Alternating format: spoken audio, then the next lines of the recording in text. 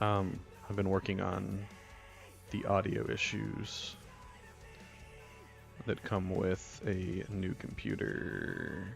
That's not the one I want to go to. Let me get the chat pulled up as usual. If I can find it. There we go.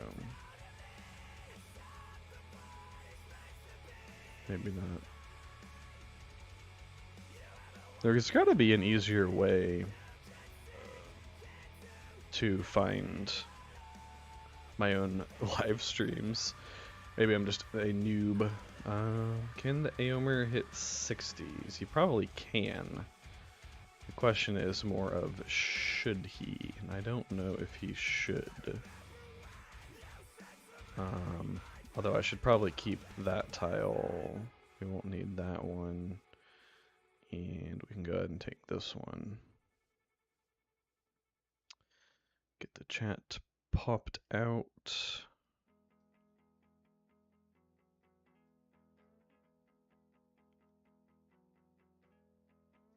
And we should be good to go. Stream until it's about time to go to dinner with my parents, pick up my daughter, and then probably after she goes to sleep as well. Something like that.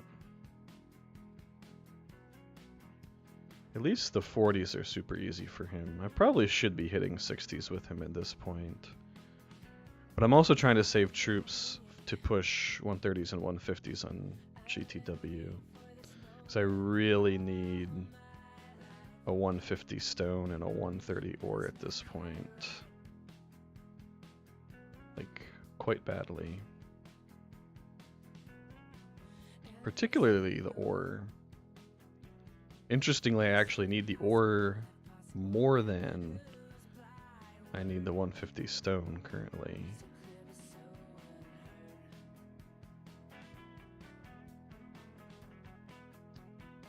Grain and livestock. We'll be nice and give it back. I'm pretty sure it doesn't matter what you pick on that one. We'll see how a 60 goes in a minute. Actually, pretty sure I have plenty of barracks. And my apothecary is about to clear up too, so may as well. The Wallen's finally sweeping 10s. I don't think he can do 12s quite yet. Maybe another level or two. Although the difference in sweeping early game isn't that substantial, I don't think. I kind of hate this terrain bug though.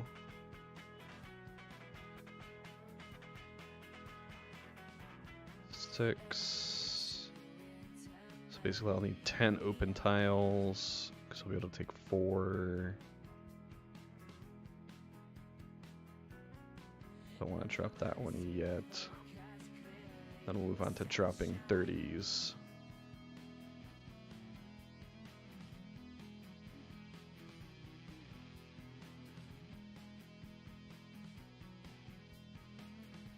And let me get the link copied over. Don't necessarily copy. Let's just copy this. I don't necessarily want to put it again in the video maker channel. I guess I could. Some more afternoon grinding. Yeah, that'll work.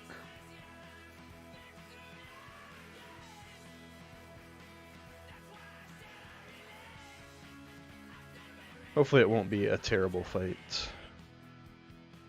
I think it's going to get really nice once I get more knights saved up for Aomer.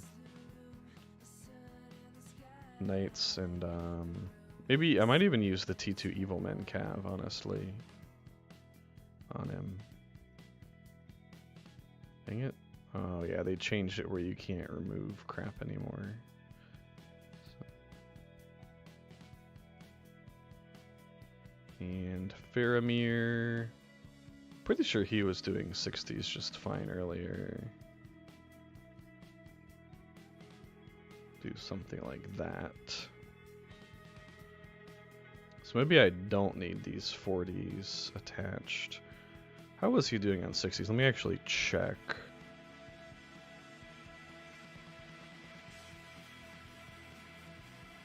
Yeah, pretty rough. But not like unsustainably rough. So I think we go ahead and take this ore. A, I need the ore super badly. And B, that way I can drop that tile.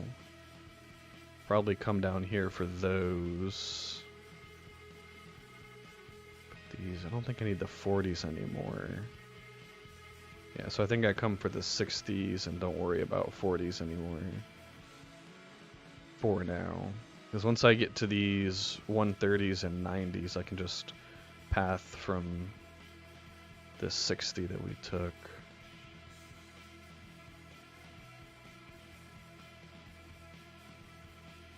Need 15,000 ore. So I think I need to do the level 8 barracks next. 8 to 9. Just to finish off this chapter. Then go back for post 10. I really want conscription post 10.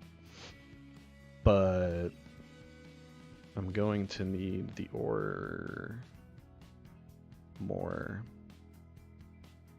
11,000, so an hour of ore. Assuming I don't train anything. Obviously I'll be training some things. Should probably go ahead and drop like 2 30 grain tiles.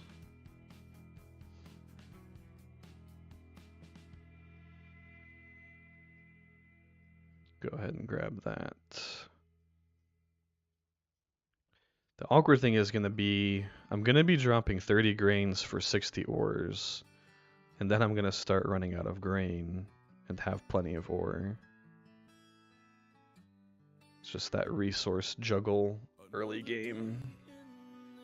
But at least grain we can get from sweeping, so it's not as pressing overall. These are 12s. Felagund is sweeping. We'll try to not sweep next to him. Come over here and sweep instead. Try to be somewhat nice on day 1. Yeah, this is 3750 grain from level 10. I don't think I've hit a level 6 recently. 24, yeah, so 1.3k difference. I guess if you do that 20 times, that does add up. The big difference is the XP for actually trying to keep Dwalin leveled up somewhat from just sweeping.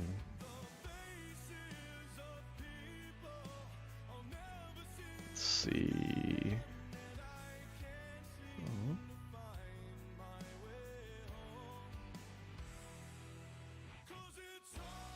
Who is pinging me?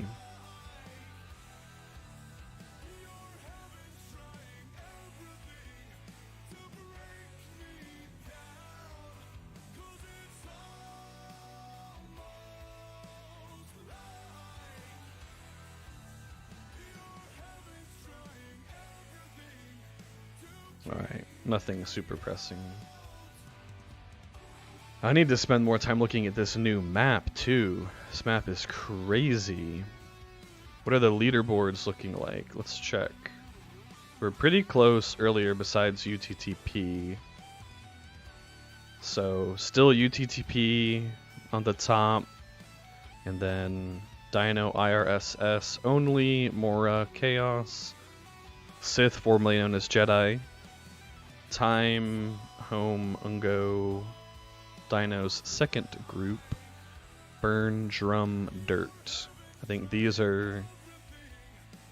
So the top 14, as far as I know, are all like legitimate 90 plus member teams. And then these 4 I know are actually, these 5 are at least on Discord as well with us. Except maybe these guys. Yeah, I tried to get this guy on Discord with us, but he never responded to me. So, I believe GTSC and Dirt are going to make a kingdom together.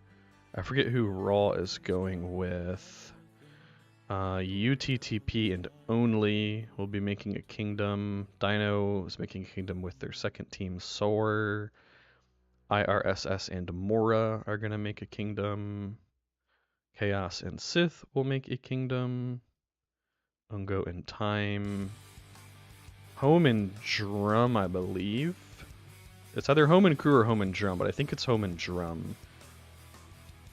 Maybe not all of this is maybe not all this is public knowledge. Maybe I shouldn't be sitting here saying like, oh yeah, this is what all the teams are gonna do. At least said they're gonna do, you know. Just because somebody says it doesn't mean they're gonna do it. So I didn't mean to like reveal any. It's all in like 2 or 3 days. Everyone's gonna be taking capitals anyway, and forming kingdoms. So, it's not like this is super top secret intel by any means. The biggest, yeah, I would say so. The pretty stacked server. And I was talking about it on this morning's stream. It's gonna be like half of these teams, probably including Ungo, including my team. Like 50% of the server is gonna be walking away with a Dora badge with these new requirements. In terms of what you have to control in order to get the ring badge and all that. The end of season rewards. So I think there's going to be, in the end, some drama. So that should be interesting to be part of. I say interesting, I don't really, I'm not a big fan of drama. I need to find, ooh, here are 360 ore tiles. I think this, what's the easiest way to get there? From here, take the 10. Sweep this, I guess, actually. Problem is I don't have anything open to path with. So I think for now I just come and take this. GTW needs 6. 1, 2, 3, 4, 5, 6, 7, 8. We're gonna need a little bit of pathing room too. So maybe I drop both of those. And hopefully be able to path to some extent. Can also start dropping that one in a minute. Yeah, it's gonna be a bloodbath, I think. An absolute bloodbath. Alright, here's the question. I'll have this, or in about an hour. If I build this, I go to 6,000 stone. Then about a half an hour I would replace it, 45 minutes. So I think I can build the ore tribute, and then stone and ore should line up roughly evenly to finish off the barracks, to finish off the chapter. Seemed pretty solid. Didn't actually drop a full command, although I had to have dropped a full command. Well, I guess, yeah, no one individual thing lost a full command. That would have to be below 500, below 300, below 300. So in total it was more than a full command, just not in the game's brain.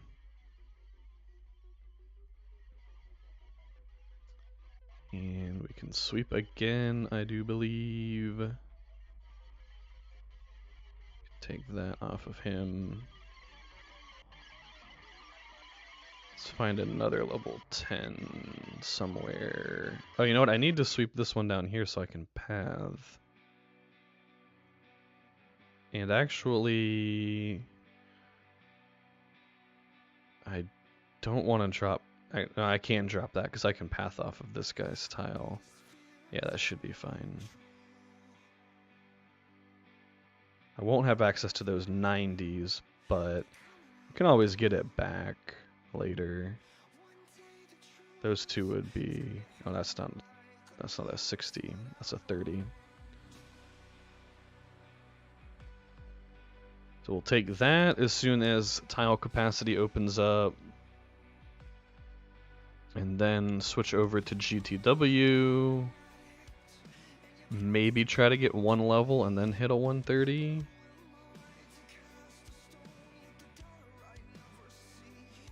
I think it would take 2 90s to get a level, which wouldn't be too bad.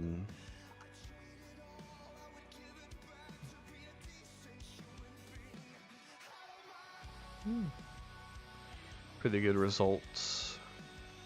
Interesting, mind split bow. I mean, I guess if you don't have a mind split in Mordor, then why not? I think TM and Shrank on Galadriel just seems super good. Interesting that he's going for purity and not finishing out barrier or going white council though, but seems to be working to some extent. Poor Moblo. Frenzy, Fort of Soldiers. What's the healing on that? Yeah. Does Lohar have an anti-heal? No.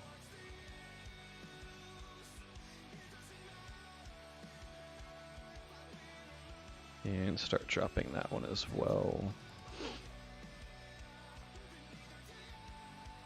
At some point I have to decide when to build one of these things. I would probably build... Sheesh, the Orc Archer camp.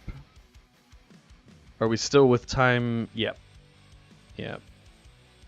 We will be forming a kingdom. We're a bunch of orc imposters. We're basically Frodo and Sam in the movie when they put on the orc suits of armor and they look super goofy. This is basically us right now. Because we're like good side RP teams coming into Kings of Men and spawning Mordor. So we're really just a bunch of good commanders running around in Mordor pretending like we're orcs.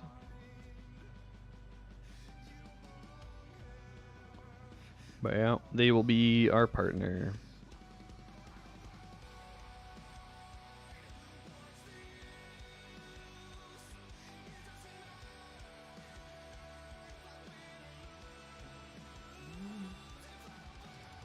Verse 90. What's he have? Melee Might, Fire Prot, Hysteria, Iron Guard. Oh, and he's got the Trolls. How are those working out? He lost 6 of them. How much damage did they take? 7,000. Yeah. Maybe that is actually super good on like a GTW or Dwalin. What is their... Let's see, they have basically say 4,000 HP per command. These guys only have... Really? Is it that different? They only have 800 and... No, not 850. It's gonna be 4,000 something. 4,250, I think. 85 times 50. Yeah, 4,250. So knights actually have more health per command. 43 defense versus 62 though.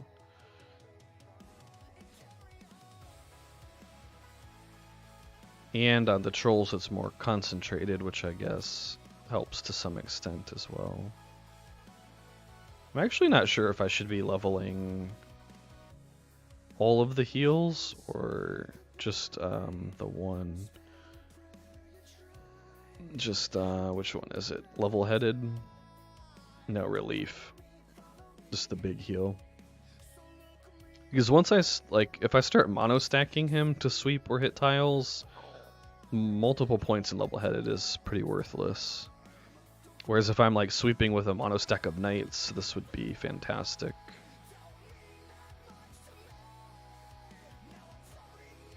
So, I don't know. Probably for now it's fine. If I start farming 150s and 130s with him, I think changing would be the right call. Six minutes on a tile. And I really wish you could drop tiles faster in this game somehow. At least for like... How would you change it to make it fair for PvP but not impact PvE? You have to do something with the conflict tag on a tile, I think. Rather than the conflict tag lasting 3 hours, maybe you make the conflict thing last 30 minutes and you can't drop a tile while it's in conflict. And then you'd have to do something with if an enemy faction controls the territory, even if you don't have war buff, you put conflict on a tile when you take it, which would actually help defenders quite a bit, because then within your own territory, you know, maybe you say the base time is 10 minutes to drop a tile, the conflict time is 30 minutes. Now the defenders can flip even better, but then that might just be a pain. Complete 3 tips. I didn't actually even do 3 tips. I just clicked the button 3 times to get grain. What was that from? That was from these guys, I think. I wasn't paying attention. Yeah. But I think the mercenaries dropped it too. But that would be a really good way to make sure I keep grain income decent while taking non-grain tiles.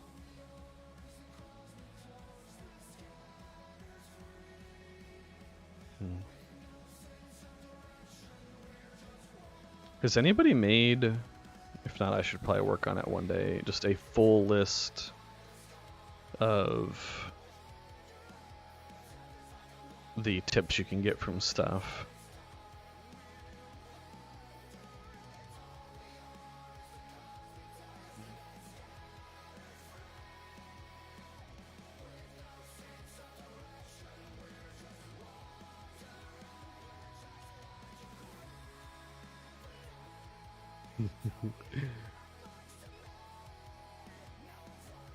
Somebody in Discord was saying like, oh, this one dude is in like every single Discord. And somebody else replied, oh, you'd only know that if you're in all of those too. True. True though. We're so far from ring 20. I'm somewhat regretting this ring point. I would only have one more in enormous power, but sometimes it's the little things early game that can make a big difference. I'm also somewhat regretting having converted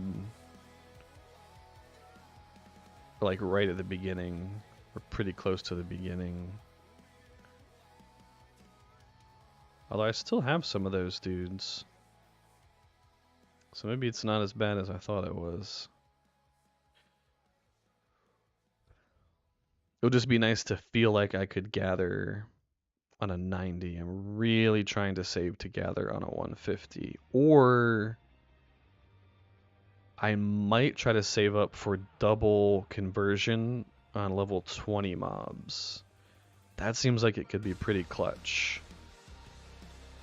If we hit that today, which I think we will, like we're gonna get this pretty soon. This shouldn't be too far behind it. I don't know, 6 hours or something. Probably 12 at the most. This might take a little bit of time because 18 fellowships is a lot. What level are we? You're only level 6. And we're like rank 11 or something. Yeah, so this is Kings of Men. Yeah, there are no factions by default. You pick a spawn location, you can see, I don't know how well you can see on the stream, but there are certain keeps that have rings associated with them, particularly the ones on the outside here. And if your team controls one of these structures, you get to make your own faction. That's basically what it is. It's called a kingdom. Not quite the same as a kingdom in Rise of Kingdoms, because everybody on the server is still fighting each other, rather than kingdom fighting other kingdoms. So it's like a build your own faction, basically. There's also some differences with the troops. You only have these 2 lines of troops in your base, and to get more troops of all the other different types, you actually have to build a structure for it. I actually think this guy over here did it. There's somebody over here that built one. Probably won't be able to find it now. There we go. So this will allow him to recruit whatever's in the hunter range. Which I think, is that the sentinel line or is that the sharpshooter line? I guess I could see. Okay, bowman is sharpshooter, hunter's the sentinel line. Could technically remake Mordor, yeah, pretty much, yeah. Basically. Limits with kingdom names. I don't know. I don't think it gets... I don't know, it's my first time playing it. I think it just inherits the name of the team that makes it. They changed the map. Oh yes. They changed the map, my friend. Yeah, here you go. If you want to take a screenshot or something. We had no idea this was coming. Last night when we all went to sleep, this morning, whatever, you know, right before the season start, every single team on this server was planning on a different map. So we all wake up and we spawn into this map, which is super different than the one we were all planning on. Because, you know, we were like my team was like, oh yeah, we're going to go and we'll take Ortog as our capital. Mad Ortog, Mod Ortog, however you say it. Like, oh yeah, you know, we'll take that as our capital. And then we like load into the server and I click on Ortog and I'm like, wait a minute. Wait a minute. This isn't a capital anymore. What's happening? So I had to hop on voice chat with the other leaders of Ungo and be like, yeah, we're gonna go for Mordor. Not chill, just with time. You can only have 2 teams in a kingdom now. They dropped it from 3 to 2 pretty recently. Yeah, the devs didn't mention anything about this being released, so like, we load in and we're like, guess we're going Mordor. It's the closest thing to what we were planning, so like, let's just do it. It kind of sucks because if you see here, there's super high population density in Nirn. So our initial plan is we had like all of the territories that were in Ortog, which was stuff up here. You know, we had it all like mapped out so where like 25 people go here, 25 people go there, 25 people go there to spread everybody out. And then we woke up, it's like, nope, just go. Like, we're not gonna take the time to organize it. You know, we don't have that kind of time. Just spawn Mordor, pick a spot and go. So, no, it's not a first Kings of Men server, but it seems like it's the first one with the new map. So like the other mechanics are the same, where like you can convert mobs, you have to build buildings to recruit specific troops, like all of that's the same, but the map is different. And like either people were lying. I don't think anybody was lying. Like people just legitimately didn't know they were changing the map on us. Yeah. I mean, overall, I'm going to see how it plays out, but I am cautiously optimistic about the format of the new map. So the outskirts of the map are all like low keeps. They totally redid the keeps as well, by the way. 300s and 400s are now the baby keeps. all around the outskirts. So there used to be like, what was it, 180, 260s, whatever it was, 720, 600, 1000. So all of the outside keeps are little keeps. So they should be pretty easy to take. Like theoretically you could probably take a 400 on day 2. Wouldn't really be stamina efficient, but you could do it. And then this is kind of like ROK green. Now there are passes in between the borders of where the kingdoms will be. Right, so we're gonna have a kingdom in Mordor, a kingdom in Harad, a kingdom in Gondor. And you have all these passes now that are actually, in some cases, quite difficult. Like 70 million siege and 55 level 50 armies is not trivial. It's not too hard, but it's gonna take about a week. For some of them, even longer. Like, yeah, the 1200s I think are the hardest. These ones would take at least a week, probably a little bit more, if you want to do it efficiently.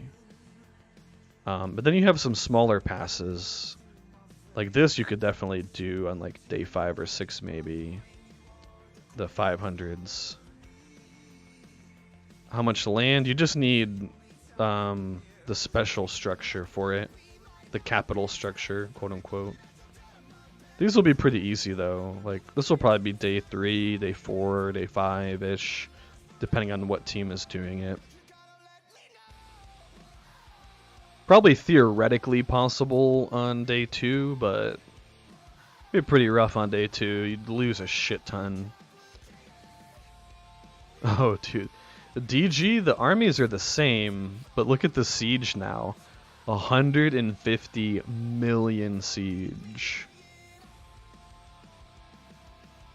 And I kind of don't like that they made it 150 million siege. I wish they had made it like 100 or 120 armies. Or like 80 level 60s or something, crank up the NPCs. Like 150 million siege is just tedious. You know? Like it's not... The armies are exactly the same difficulty. You just have to siege twice as many times now. But I like the idea of them kind of breaking up the sections more. I think that's a really good change. What I don't like is them incentivizing complete steamrolls of the map for maximum season points. Now the only way you get full season points is if you control the entire map. You can get your gold badge and the majority of season points from controlling like half the map, a little bit less than half the map, and DG. But to get full season points, it's literally the entire map. Well, it's DG and all the capitals, so the map. DG is Dol Guldur the end goal. Yes, yes sir. The winning team at the end of the season is the one that controls Dol Guldur when the season ends. So doesn't matter who controls it first, doesn't matter who controls it in between, doesn't matter if 8 different teams control it. It's a king of the hill. When the timer hits 0, whoever has it wins. I think I'll come over here actually.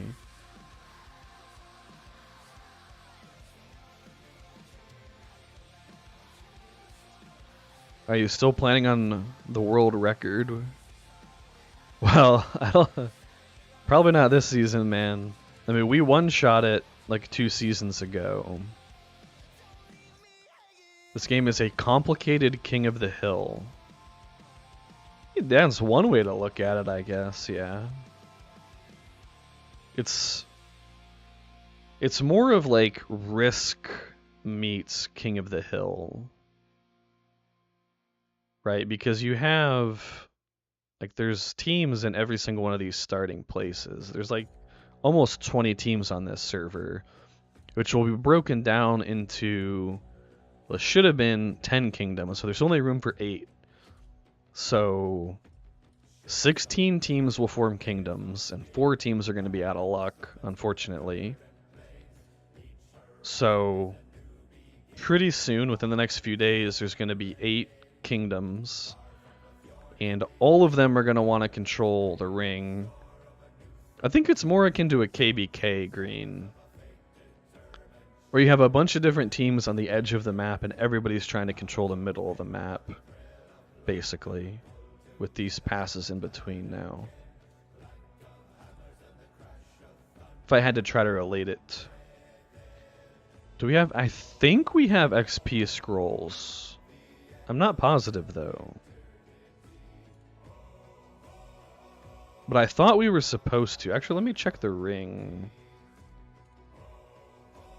Yeah, we should, because prior to XP scrolls, this was 10% per point. Now this is 2% per point. So we should have XP scrolls. I just don't think... I think they unlock on this chapter. Conflict tips and mob tips. I think this is when we get them. But we'll see. I mean, apparently they changed a bunch of stuff. Land for a Kingdom is just the capital. So just Barad-dûr or Umbar or Amaroth. Any one of these special capital structures on the outside. I'll zoom in. Maybe you can see. There's like a little ring icon attached to those structures. And if you have at least one of those, you can form the kingdom.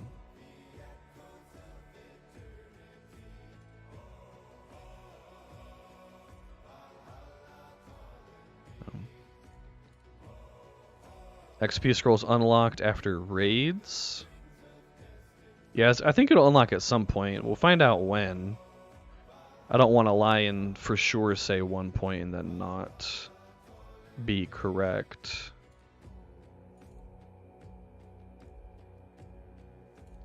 I am looking forward to that change though with XP scrolls. Hey LD. How many kingdoms can a team hold at once? Theoretically all of them.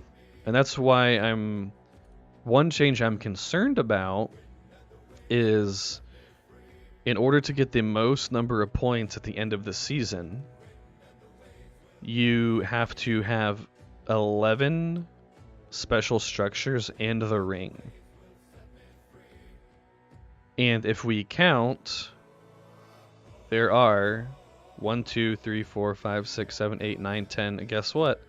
11 special structures, and all capitals are on the list. So all capitals are special structures. Not all special structures are capitals. But 1, 2, 3, 4, 5, 6, 7. The first 8 on this list. So Gundabad, Barad-dûr, Orthanc, Amaroth. From this line up, those 8 are capitals. So in order to get maximum season points, you control every capital plus 3 more extra structures.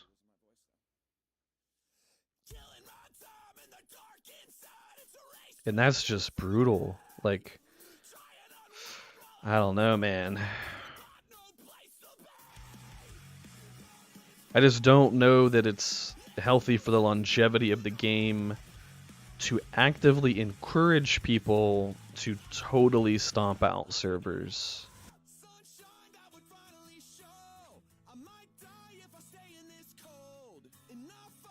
It's kind of like a, I don't know, man. Ooh, Fararamir leveled up. Alright, so I think I'm ready after Fararamir lands for GTW to take some 90s. We'll probably actually need to take a couple of wood 90s. Don't know if I like this song so far. Don't want pirates on him. I do want knights on him. Definitely want spears. Do I have more militia or more? 419 versus 500. So I still have more skirmishers, actually.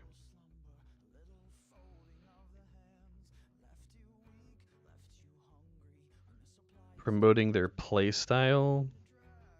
So the issue is, in Lord of the Rings, when you are losing a season, especially if you're losing a season badly, it's a very miserable player experience because your economy is completely tied to the land that you control. When you lose that land, you essentially, at least to a large extent, lose the ability to fight back. And so it's like a vicious cycle of like, as you're losing, your economy is declining, their economy is climbing, so your ability to even fight back is decreasing as you're losing. And there is no other content in this game besides fighting, really. I mean, there's boss weekends, woohoo. But it's not like in Rise of Kingdoms, you know, where you have all this other stuff. Yeah, their end goal. But see, I think you could accomplish the same end goal, like, you know, just say you have to control the entire center of the map. So if you want to get first place, you have to control the ring, you have to control Edoras, Burskala, and Anuminas, or maybe say ring plus 2. So you would still have to control, like, let's say we're in Linden over here. You'd have to control all of Linden. You'd have to control all of Eriador in here. Then you'd have to control Central Anduin Vale, and then either, you know, Rovanian or South Rovanian. So I think you could still make it to where you'd have to control a huge portion of the map, whilst also allowing for teams not to be miserably shit-stomped. So, like, in my opinion, if I was designing the game, take the capitals off the table. Don't give any rewards for taking them from other teams. That way each team can kind of chill in their corner and somewhat still keep playing. Now, if you wanted to go stomp them out, you could. That you still have that option, but it's not actively incentivized. You're not being rewarded for doing so, because when you're rewarding players for doing that, everybody's going to be, man, I want the 200 extra points, let's go do it. And then I think what I would do is redistribute the concentration of resources. So the Outer Realms would still have enough resources to where a team could keep playing and keep fighting, but the inner portion of the map would be loaded up. And so then, by doing that, this is what Epic Age did and I thought was super cool, is the outskirts have enough for people to survive, but the inner portion is where the mother lode is, and so people want that. And so it has the double effect of it inherently disincentivizes going into somebody's territory and totally cleaning them out. Because if you control the middle of the map, you know, you're not going to want to come in here and take these crappy tiles. You're just going to want to farm the middle of the map for all the good stuff. And so it's going to be harder to motivate most players to come in here and clean somebody out completely when they're not gaining anything from it. Do they add realm name after every name for no reason? Oh, yeah. Yeah, you could just call it Iron Hills, Rune, Mordor. Yeah. Fair. So, I hear you spend $10,000 in game. Is that true? Somebody asked about, did I change my name? No. I'm playing a friend's account for a season. My account is still the same name. You can see. It's a long story, basically. Really, really close friend seems to have quit. We don't know for sure. And I would like to keep his account alive for at least one more season in honor of him and in case he does return. Actually, I think she can just go home. Let me actually get Gandalf the White going real quick. So take this off for now. And he's over here. So it's a friend's account. That's the TLDR.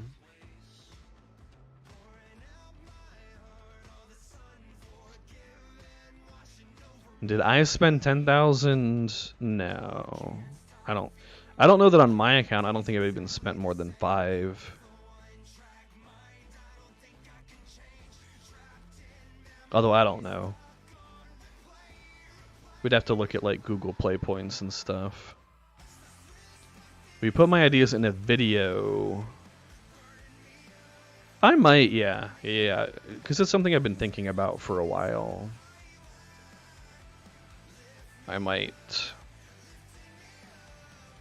I mean, maybe the devs do just want to, you know, want people to lose badly. I just think it's going to be particularly problematic, in my opinion, for newer players, because like the first 2 seasons you're going to be okay because you're playing against other new players. And then you're going to hit season 3, and if this map is rolled out to seasons after season 2, all of a sudden there's going to be a whole bunch of old school teams that are just frothing at the mouth to completely stomp you. And so I think players are going to play season 1, season 2, be like, oh man, this is fun. And then they're going to get to season 3 and get totally shredded and be like, yeah, about that. Alright, how much XP was that? I think if I hit one more, I level up, right? That was 8.4k. Yeah. And then I think I hit a 130. Yeah, graphics update on the map would be nice. The commanders look a bit better now. Although part of this is also that it's blue stacks. Do you think it'll kill the game? What do I do? It's my primary moneymaker as far as content goes, but I have a full-time job. Like, I have an actual career. So, you know, I'll be alright. I essentially use the channel as a way to fund myself playing the game, to be honest.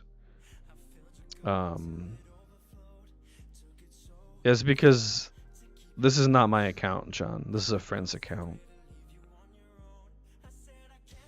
My account does not look like this. I promise you. I promise you that. It does not look like this one.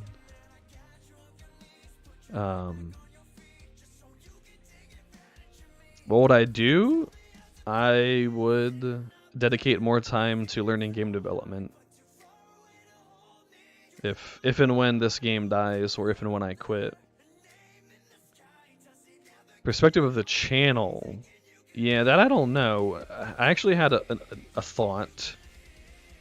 So I've been trying to teach myself game development. Currently Unity Engine. I'm also planning on learning Unreal as well. It's actually been a really fun and enjoyable experience. I really, really like it. It's always been my dream to make games, so you know, if I want to actually do it, I have to do something about it. So my thought was, once I know enough that it would make sense to shift into this, I would consider streaming or at least recording myself making a game with the goal of trying to teach people, you know, what I'm doing. And you know, hopefully that would help some other people out too. So like on one hand, it could potentially give me revenue to put into assets, you know, artwork, audio, animations, all that stuff. It would potentially give me a stream of revenue to invest into a game of my own creation via channel views, donations, live stream views. And then I would also be able to teach people things. And I like teaching people things. I mean, that's why I made the channel in the first place. It's like, I'm definitely not the best player in the game, you know, whatever. But I think that I'm pretty good at teaching stuff. And I like teaching. What type of game? Oh man, I have a few ideas. So, One idea I want to eventually make is a Clash of Clans style like base builder game, except instead of everybody having exactly the same units and base structures, there's different races. So imagine like generic fantasy races: elves, dwarves, men, orcs, undead, whatever. Dark elves, wood elves, high elves. You know, think Warhammer 3 stuff. Vampires. Anything that maybe is in Warhammer fantasy, that type of races. But they have unique bases and unique units and unique tech tree. Unique like hero units.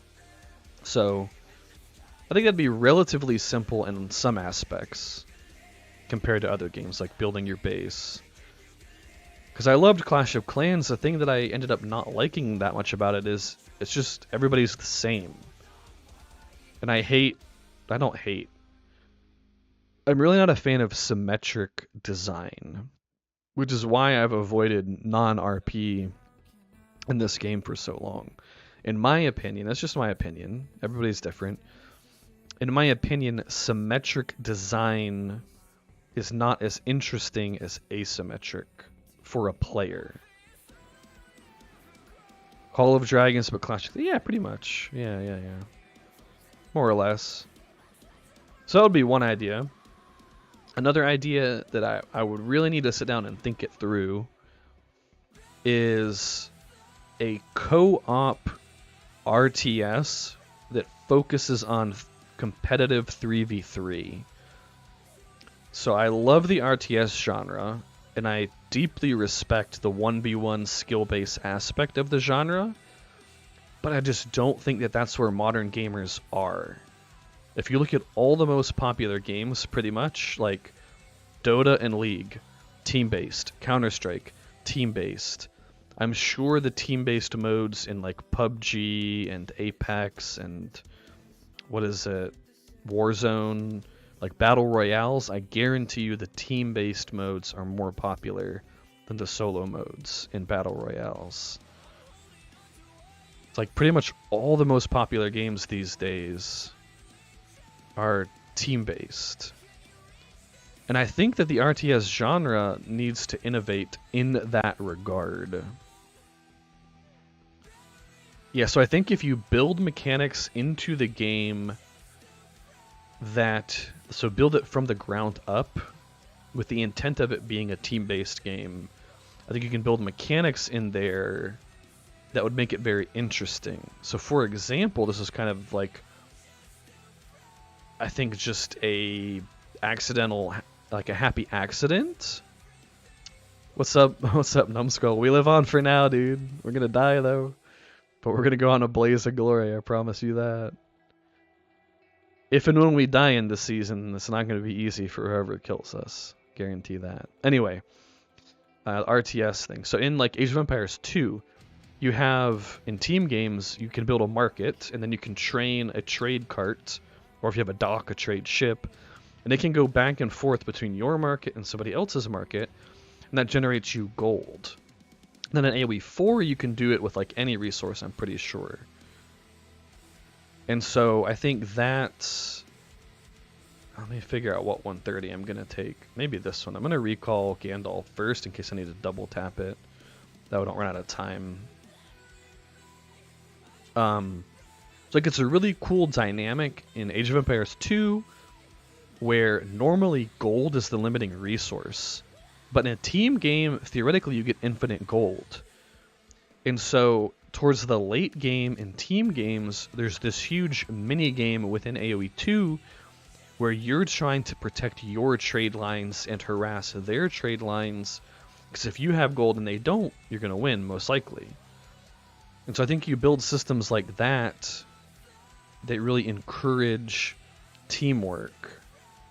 And you would probably have to design factions in a way that they're very specialized, right?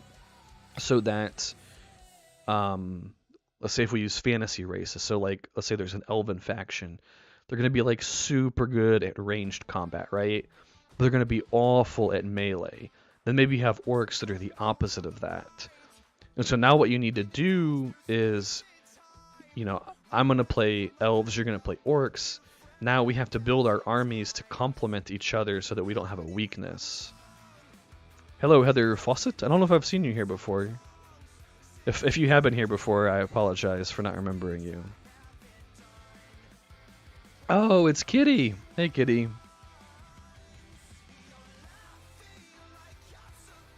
So I'll definitely need to think it through properly and write up like a good game design document on it. But I think co-op RTS would be cool. I have a super ambitious game idea. Oh man, I would have to think through it so much to get it right. But in my own head, I really love the idea. It'll probably take me 30 minutes to explain if you want to hear the explanation. Be very, very hard to execute properly, though. But I think it has potential. Alright, let's get rid of these. Maybe I give GTW more pirates. Maybe I give him full T2 for hitting a 130. It seems like a good idea. And I probably... Do I just level this up again? Probably. They really need more ore.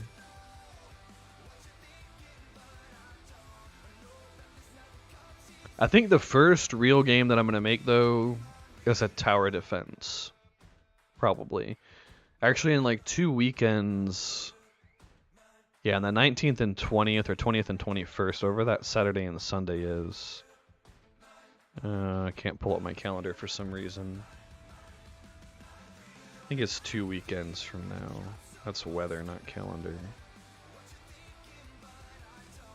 Yeah, 19th and 20th, I'm doing like a virtual boot camp where they'll be building. We'll all be building a tower defense from the ground up. So I'm pretty excited about that. Actually, I need to finish this before I hit the 130. Kind of glad I remembered that.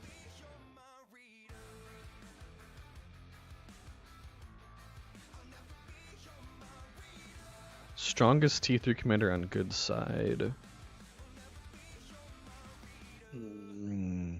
I don't know. Probably GTW overall.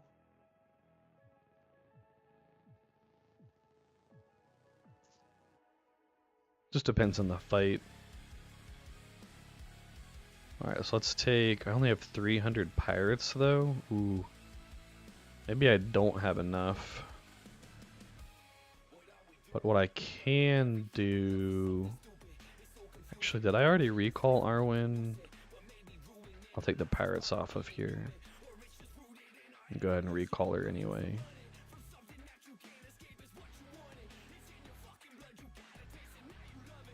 What happens when you ignore tavern quests? So what you'll want to do, at a minimum, is do process later, and then it puts them over into this like stack, this queue, whatever you want to call it. It just moves them from here over here, and then you have like 2 days, you have 48 hours to actually finish it. If they're all just sitting here, and you don't at least click process later, when they refresh, it just overwrites them. So you basically lose out on them. So you want to, if you don't want to do them right away, you want to at least do process later. And then do it like what I do is just whenever I'm going to go to bed, basically, I do them. There we go. Hopefully this does not go horrible. This is pretty early to take a 130 compared to what I'm used to on my own account. Probably should have scouted it, but oh well.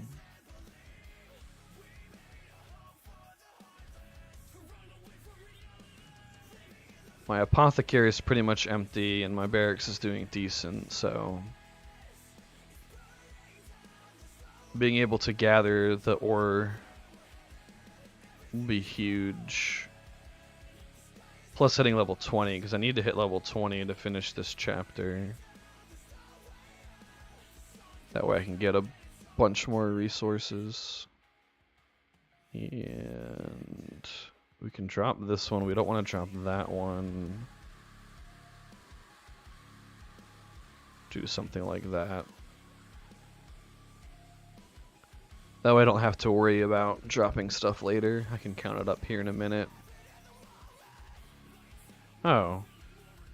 Not bad. Not bad. Let me send it to my boy Bree.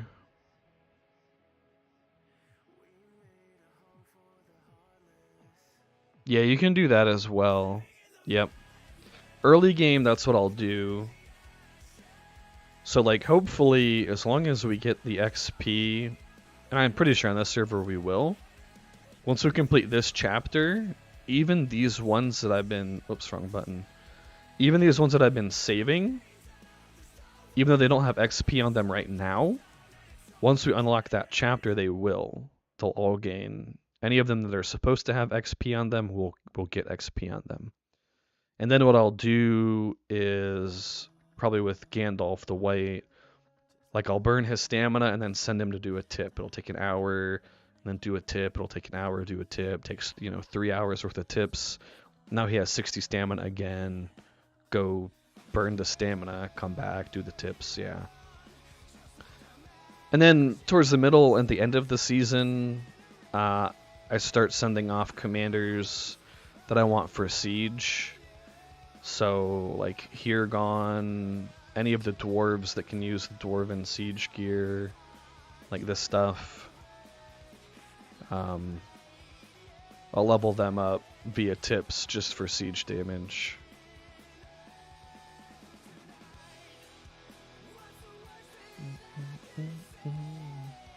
Put 2 points in stone production. Ouch. Maud forgot to put a point in dominance. The classic mistake.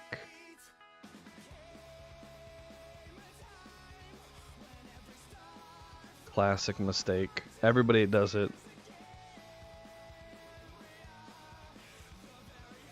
I wonder if there's actually an argument to be had to save a point early game in case you accidentally do that. Just save 1 point until you're sure that you haven't done it. It's over level 20. Oh, Bree is level 20. GG. It probably means he can super easily farm 130s now. How much XP was this, by the way? It's gonna be like 20k, almost like 18k, something like that. So 2 tiles, should be like 2 tiles a level.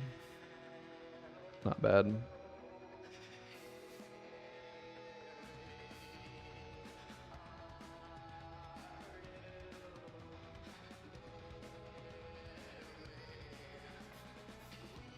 Also misread a tile twice. Smashed my army. Poor Maud. We need the...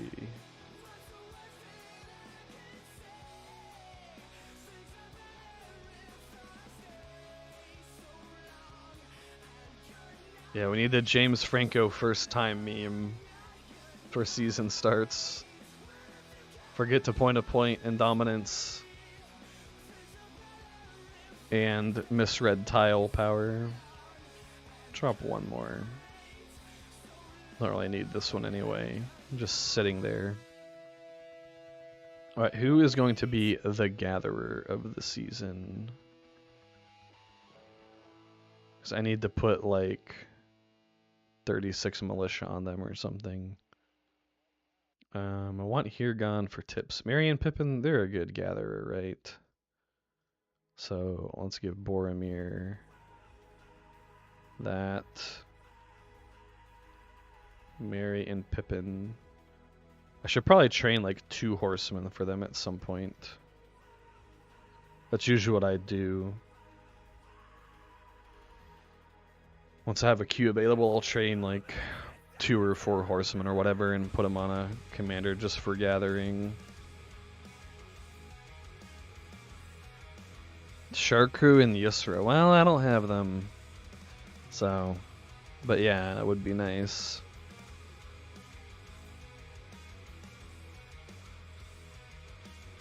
Would be cool if I had them, LD. I think I just do 2. Because I'm also going to need to gather stone. No, Karch doesn't have them. I don't think. Nope. He has a R3 Grima though. About to Grima bomb some people. Although Grima bomb isn't really a thing, I don't think.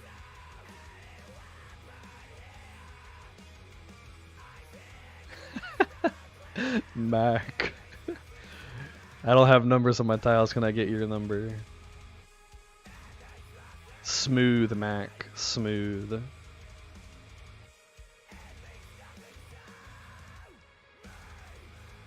I don't know, I mean, I'm hesitant, A, to spend on Karch's account, or even my own right now.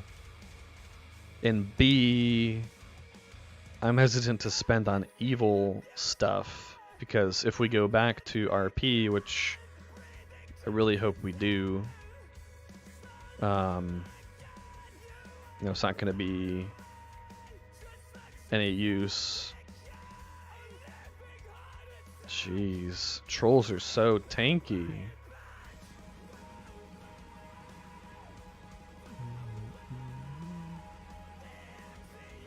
I think I'm going to take White Rider before Champion of the Lights.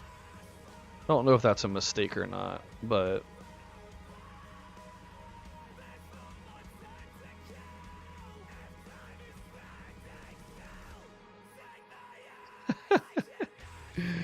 I was gonna say, yeah, Kitty's husband is in the Fellowship too.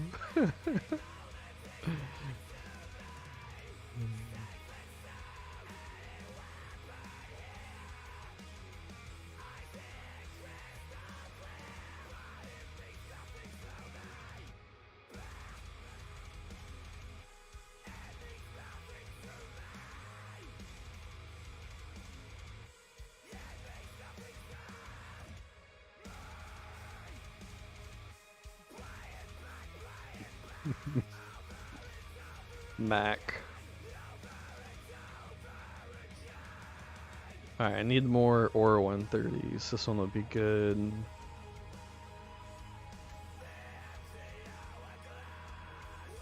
I think as soon as the gathering's done, I'll be able to start this. Pretty close to the gathering being done, I'll be able to start that. Once I hit 20, I might try for a 150. 20, 21 maybe? It's probably doable at 20, as long as I have full T2s. That's going to be the harder part. I need to unlock the 3rd queue. You're surprised his account doesn't? Well, I mean, he was always an RP player, right? He was always like... The only season he didn't play with Ungo was his very first season. Or he was in some other group, and then season 2 and on, and you know, Anor was Ungo's second team for a while, and then Ungo, we went to Hive, then we left Hive to go back to Ungo. So he's only ever played RP. And while I freaking love Karch, so I don't mean this in at all a negative way, he was like one of my best gaming friends of all time, and it feels like, and he was the co-leader of Ungo for so long too, like it's super awkward even leading Ungo without him, because like every single day pretty much we were talking about what needs to be done and what we should do, and like which keeps to take, when to take them, who to ally, working on Diplo together, working on where to drop fortresses, war declaration timers, push times, right? Like, so it's super weird even playing with him gone. Anyway, so I mean, no disrespect by this. While his account is freaking fantastic, it's not as big of a whale account, I think, as most people sort of assumed it was. Like, if we look at, oh yeah, that was the right place. Like, you know, R25 Fair, R18 Dwalin. Other than that, it's just random T1s. A T2, he has Aomer, but other than that, you know, pretty average respect levels across the board. Like, even my GTG is 13. My Theoden was like 12 or 11 or 13. Then for T3s, it's just GTW. I mean, there's some respect in Gil, but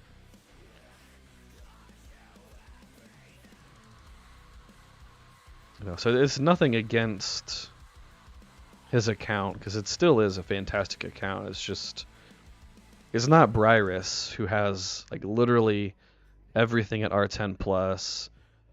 I've lost count of how many R25s he has.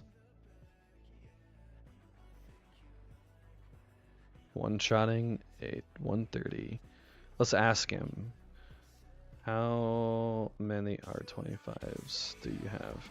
For sure on Bree, it's GTW, Dwalin, Faramir. I think GTG is at least close. Aomer, Haldir. Every single T3 is at least R10.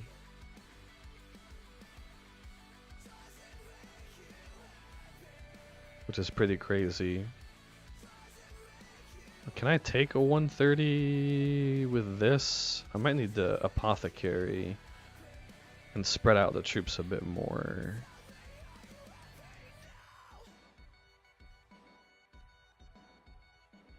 We'll wait 2 minutes and spread out the troops a little bit.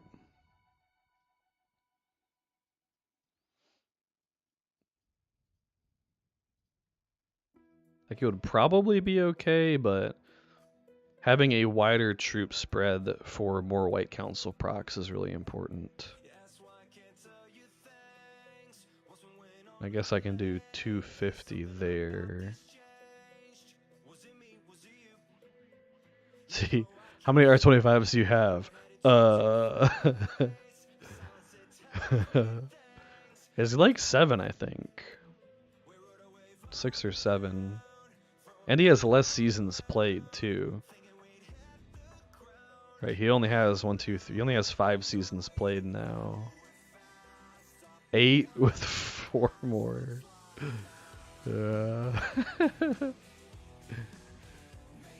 8, almost 12. Seems good. Man, I love Bree. Bree is great.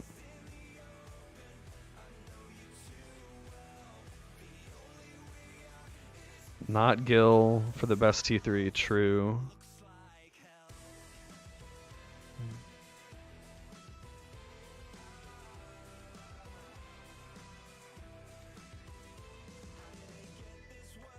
No reason. I'm surprised Bree's not on the stream. He's usually here hanging out. Let's see, ore, yes. Need the ore.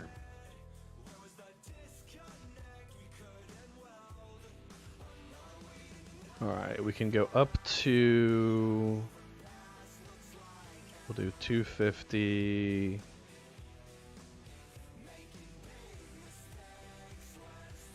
We do 300, I think that's 300.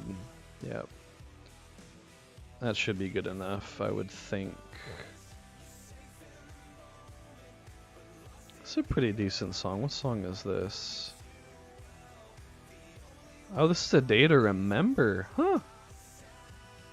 That's somewhat surprising. Sounds a bit different than normal A Day to Remember.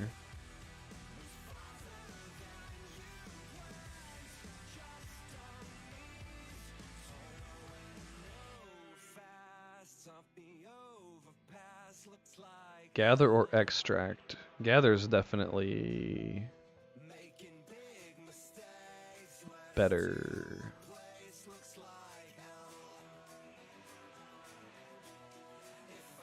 I don't know how people are main hall 6.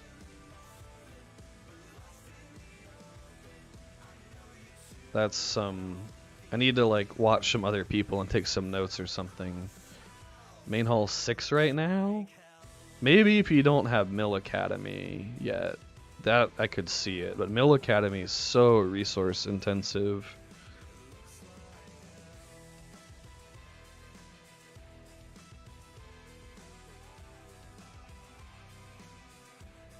What, main hall 7 I think is T3s. Like, I don't even know if I'll start main hall 5. Hopefully by the end of the night I will. But like, I still need conscription post, 2 levels of barracks to even start it, and that's 120k. So there's no way I'm gonna get the stone until I can gather on a 150. Which hopefully I'm not too far away from a 150. There we go. Claim that. Give GTW some points.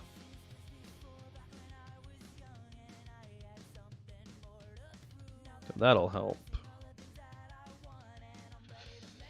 I think I have to wait for troops. He only has 30 stamina anyway. I'm certainly going to have to wait for troops to take a 150. So maybe now that I'm level 20 and have strategist unlocked, I can farm another 130 with current troops.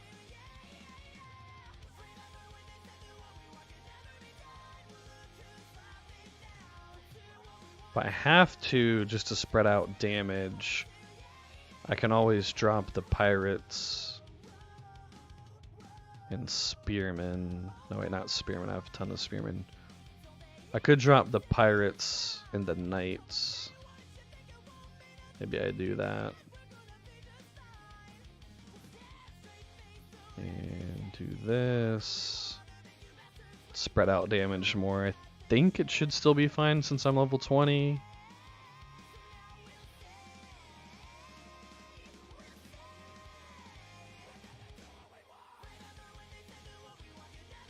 Should be at 4K production by now. Yeah, probably pretty close.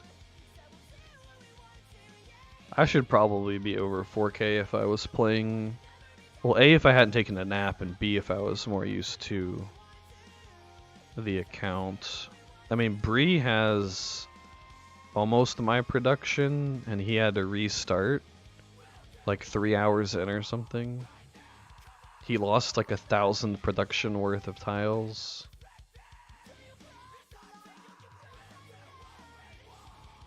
Go ahead and hit that one. It's terrifying now, though.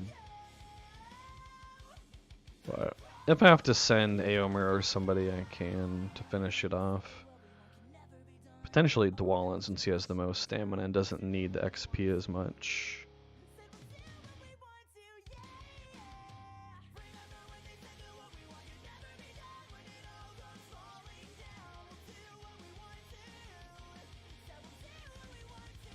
Ooh, that's a nice Witch King.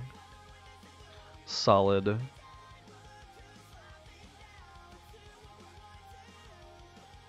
Get a pile of resources. Yeah, the resource dumps help a lot. That's why I need the ore, and I'm gonna have to gather. I might just have to gather on a 90. How much would 1 point worth of gathering be?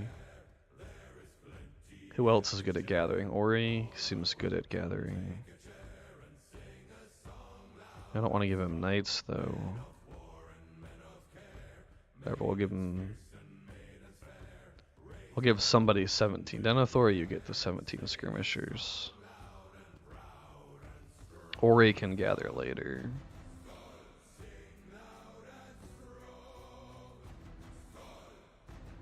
$6,000, that would pretty much be enough, yeah. Even slightly more than enough. And then I can start barracks and get more tiles and more resources.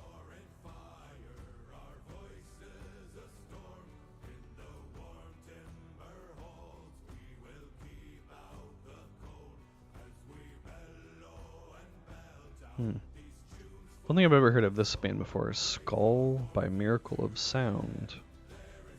Not bad. Let's see. Sag numbers. Change even the number of teams.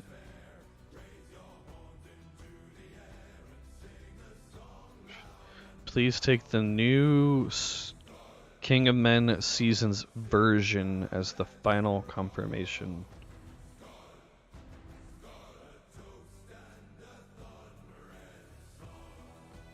This is yeah, I don't know if you're here, LD, but I feel like that's not even an answer.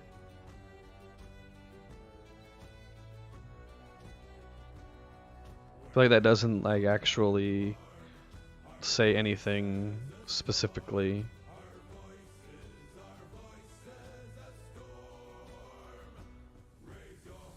Use it all for troops. True. I think that's what I'm going to have to do. I'm going to have to build the barracks, boost the barracks, get the resources, train more spearmen and knights, and then see where I am and probably get conscription post 10. Probably gather more stone, maybe more ore. I really want to wait on gathering stone. Gathering on 90s is kind of painful.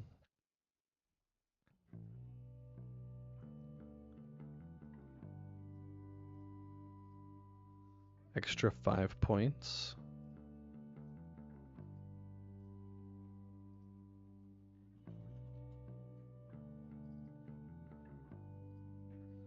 What 5 points is he talking about? Actually, I have no idea what he's talking about. Oh, you're listening?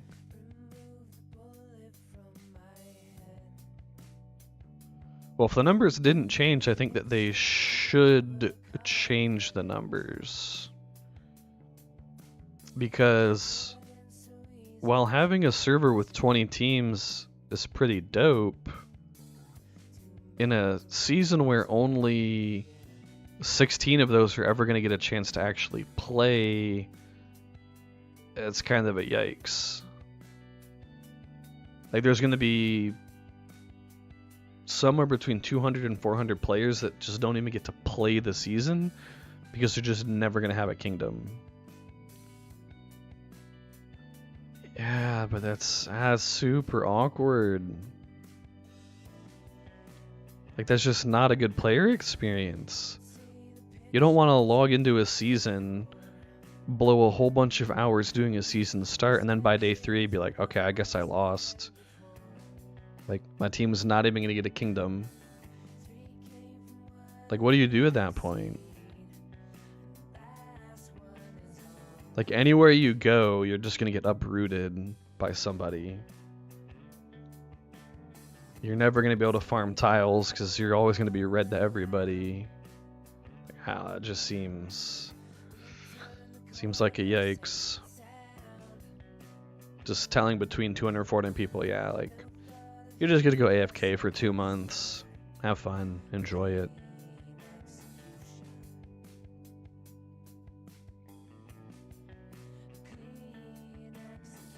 mean, even if we lose, at least we'll have a chance to play.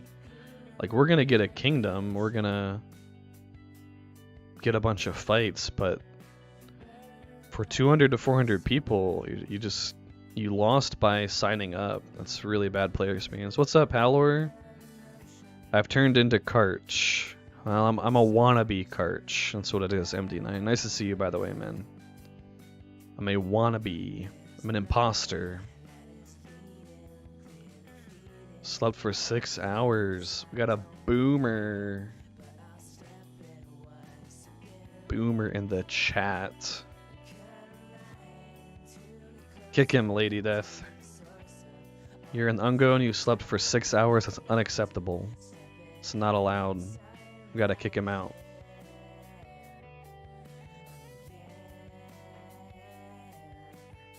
He has to play for 25 hours a day, minimum.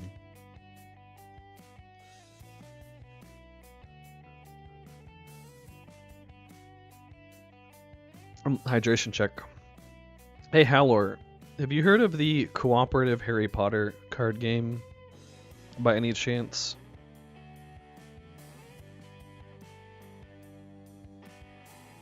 No, but this is actually his account though. That's why I said I'm an imposter.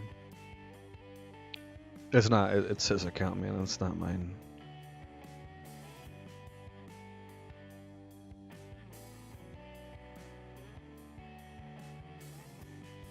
I can't take credit for it. You have not. Gotcha. Well, I think you met him at Esther's party. Esther's second birthday party. But Bryris, who plays this game with me, has been talking about coming down for a weekend to play the Harry Potter card game with me and Frankie. So if there's a weekend that would work for you too, that would be sweet, man. Get like 4 people, spend the weekend at Firefly, eating pizza and playing Harry Potter, and Esther can be babysat. Be pretty cool. I just hit 20 like 10 minutes ago, maybe. Yeah. Oh, those ones. Yeah, the 5 skill points from GTG hitting 20.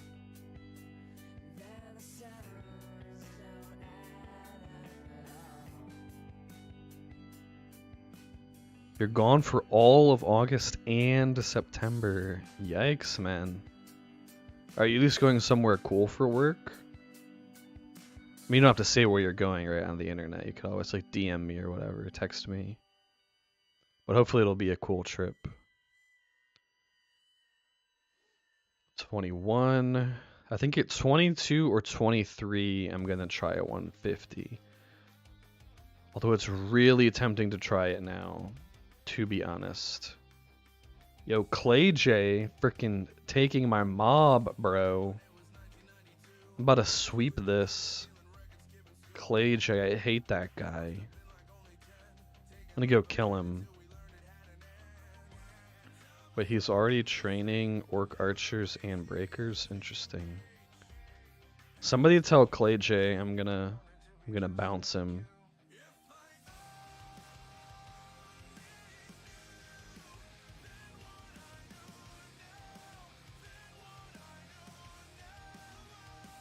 I would not do that to Clay J though. I like Clay J.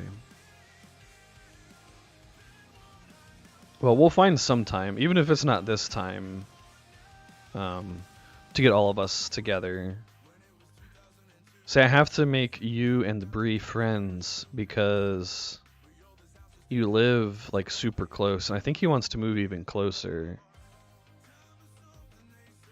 And that way I'll have 2 reasons to come up to where you guys live and hang out. Spend some time up there. Not just one friend, I'd have 2 friends. Alright. Stone's almost here. Boost the barracks, train troops. See what the next chapter is. Should be good to go. I think I can be patient on the 150. Yeah. The tile will drop by the time I get there. I'm not ready for 130s. If you scout, he can do him at that level. But yeah, you have to scout him.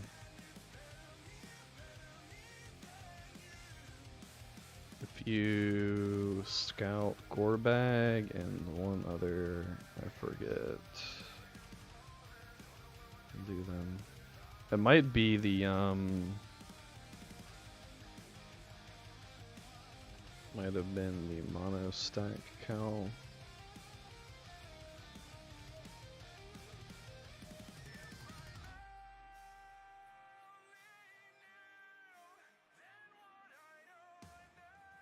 Yeah, he should be able to do him if he picks the right tiles.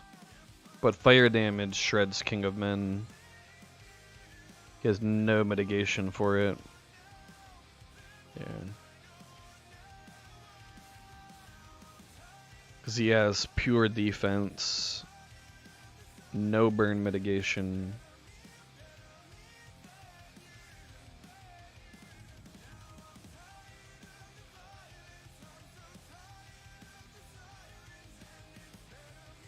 Not a bad report, though. Considering he's only level 19, I forget what respect this comp is. Decently high, but not like our 25 high. And start that. And boom, boom. There we go. Bunch of resources. Conscription post and barracks. So that's perfect because that's exactly what I need to do anyway.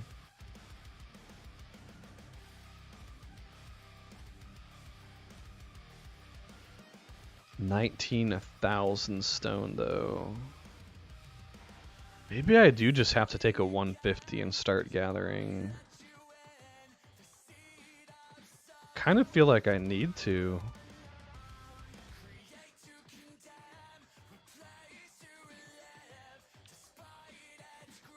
F Grima. Facts. Freaking hate Grima. So basically the option is trade grain for stone or take a 150 even if it takes 2 hits and gather. And I think gathering is the better option. Karch do better. I'm sorry, Daddy.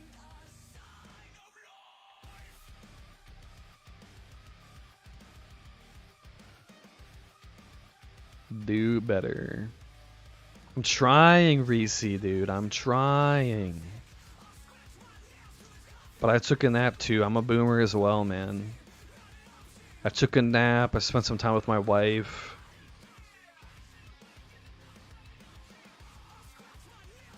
It's getting weird in here.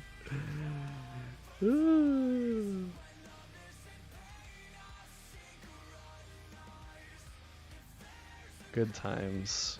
Never a dull moment in Ungo, to be honest. Oh, look at that. You just got 5,000 ore for talking to people. Love it. It's always been weird. That's true, Mango. It's true. Newbie facts, though. It's actually, it was normal until Capricorn came back. Then once Capricorn came back, that's when it got weird again. Oh, I'm at least gonna sweep for a couple minutes while he gets stamina.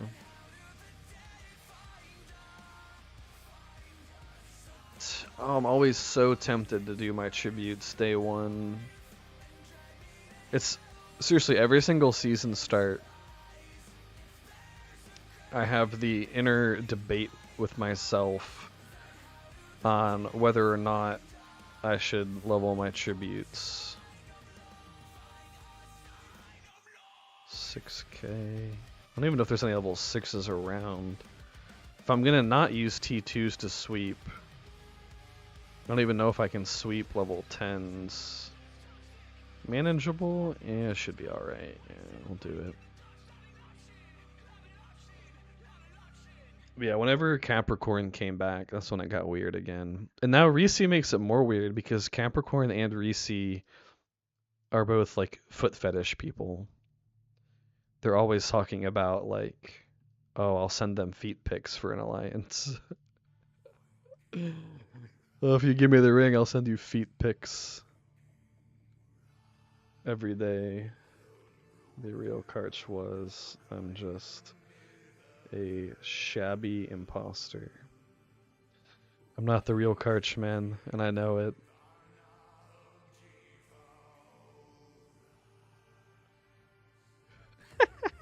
Reese, I called you out, bro.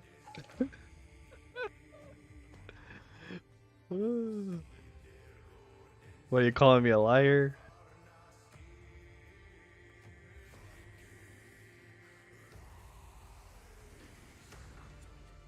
Oh wait, my mom texted me. Actually, I need to check this because she has my daughter. Do you know when you'll be finished with work? Like, go to world chat? What's in world chat? Oh, yeah, see, feed pics for D and G. There you go, man. That's right. When am I gonna be finished with work today, guys?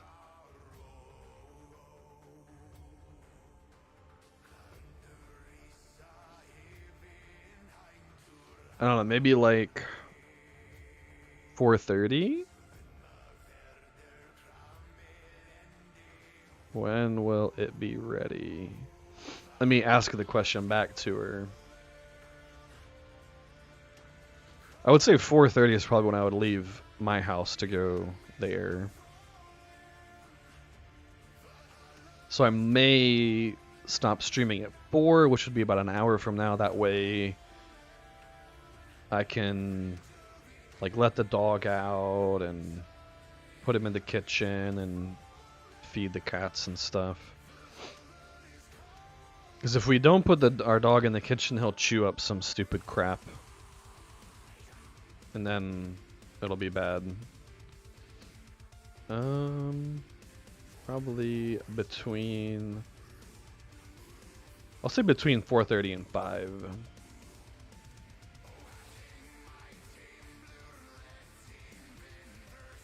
The useless only need Cav.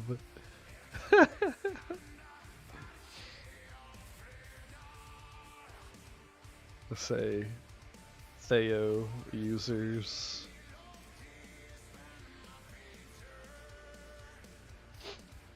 I love Theo though. But it's just too much fun to troll Moblo about Theo. But I've actually been pushing for Cav as well. I want to I legitimately want to start recruiting Marauders once I have post 10. That way Aomer will be way more viable. But also, I want to build the Arbalest place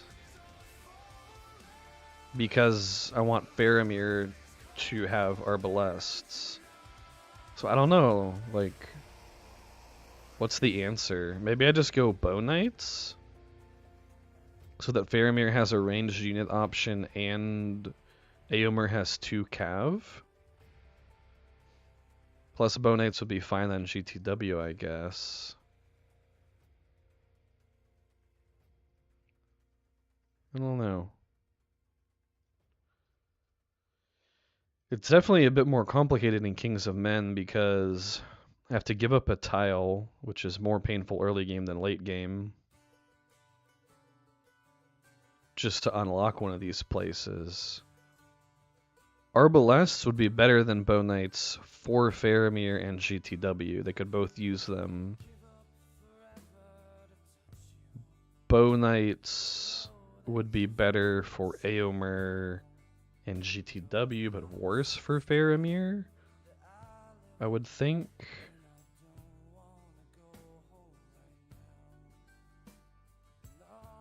But like maybe it would still be worth it.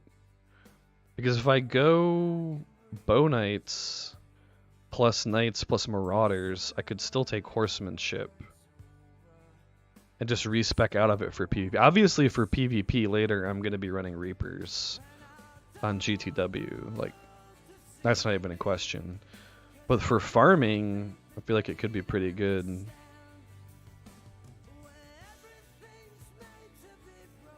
At least in terms of the commanders that I'm going to be using.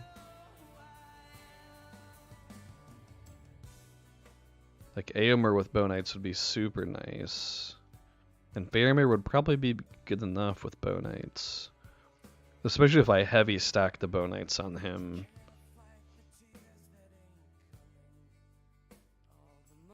So, no thank you.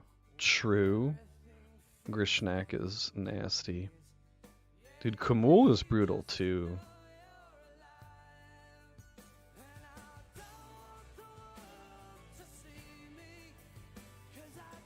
I don't think anybody took your feet pick offer, Reese. Unfortunately, it was a good try though.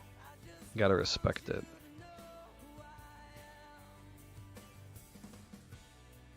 Let's see, even to build a thing... Where is it even to unlock them? I thought it was over here. No, no, no. Oh, I have to build the building. That's what it is. I have to build this thing. The embassy. So I do have... Oh, you know what? I actually have a question. For somebody that's played Kings of Men before. So I build the embassy and build Bow Knight camp or whatever. Reaper camp. Whatever camp.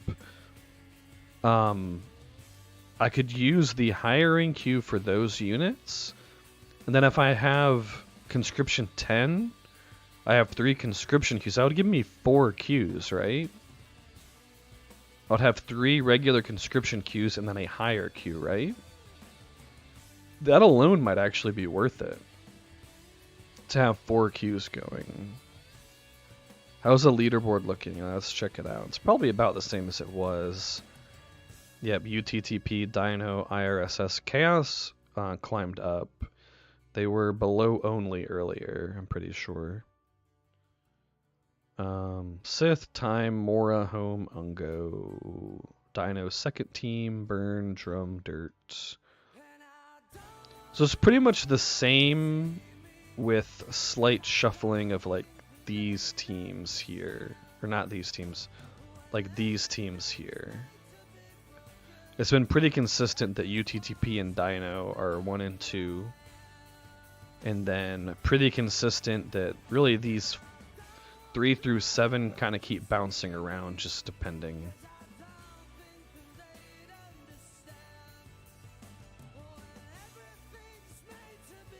Wait, why is Lady Death giving me the eyeballs?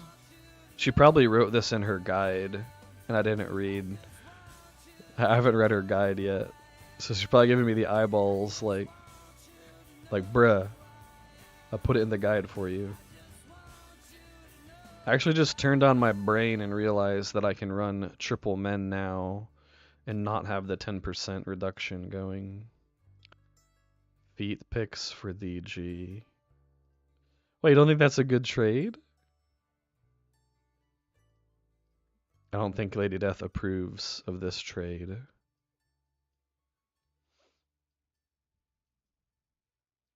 I mean, it's not a trade I would make personally. I'm not a foot guy, you know. I like other things, not feet.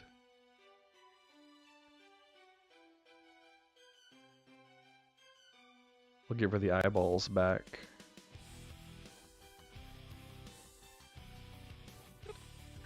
I just love the capital feet. Feet pics? Hey, that's what some people are into, you know? We don't shame around here. Looks like an insane server. Oh yeah, dude. It's gonna be nuts. I keep saying, like, we're definitely gonna lose, but we're gonna go out on a blaze of glory when we do. I mean, I'm not planning on losing, like I said earlier, and I think it was in the first stream, like, obviously we're gonna try. Oh, look at this 150. Why was I even worried? Why was I even worried, man? Bruh. Alright, well, he's out of stamina. I guess GTW is just farming 130s and 150s now. Until he's just out of stamina. Let's do knights, horsemen, and we'll give him spearmen.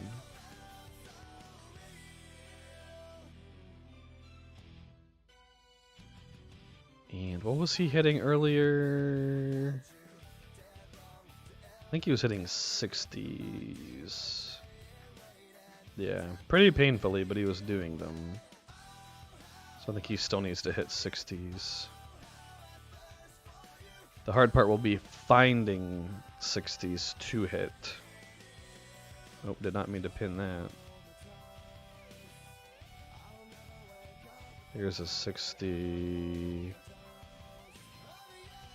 Oh, I'd have to path it though. I hate pathing tiles. I just want to snipe things.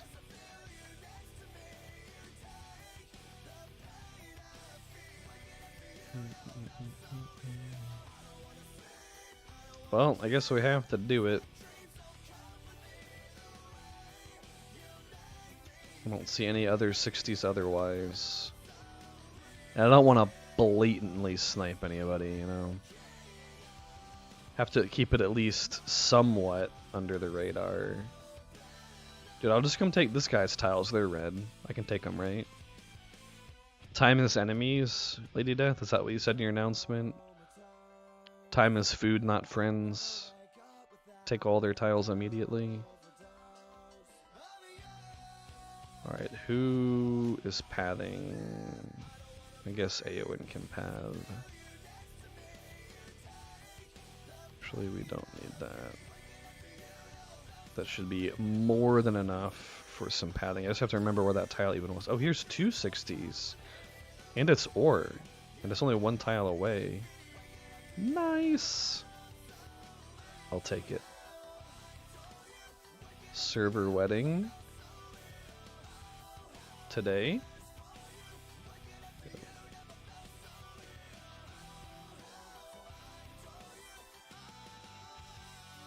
Wait, why did they both just send me server wedding? I'm so confused. You guys are trolling me. Why are you trolling me? Lady Death and Reese working together to troll me.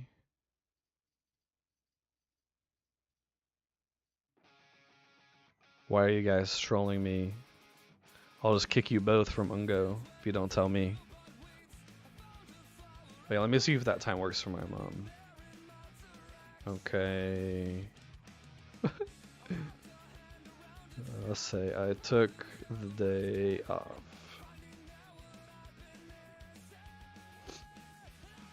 Sigurd is only in our imagination. Well, technically, everything could just be our imagination, right?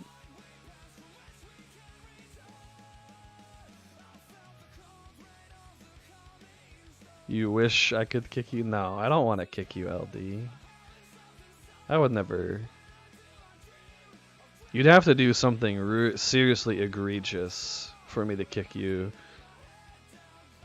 You'd have to be like on Facebook saying terrible things about me or my wife or something. I don't want to kick anybody from Ungo, usually.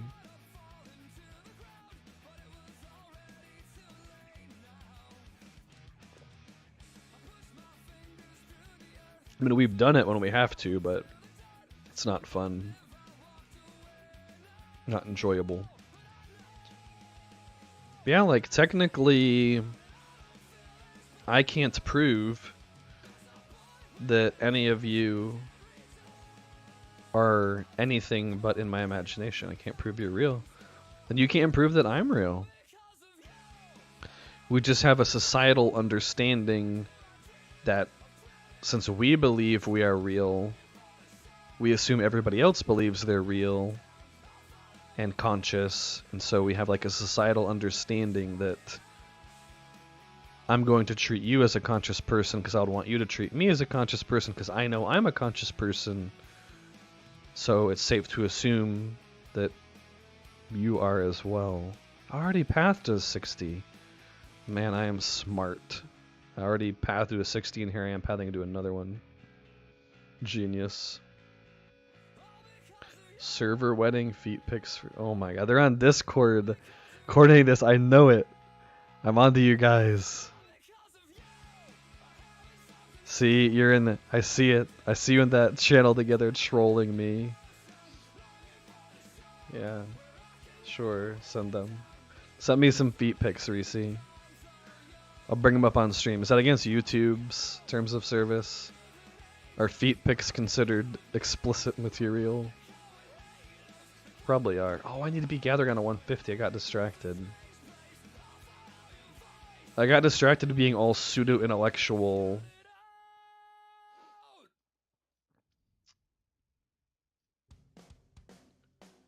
That was a Reddit I am very smart moment. You know, the subreddit where they make fun of people trying to act like they're super smart. Got distracted by people trolling me and got distracted by being an existential pseudo-intellectual nerd. Forgot that I had pathed already to tiles. Forgot that I needed to be gathering on the 150. So that I could actually start these buildings.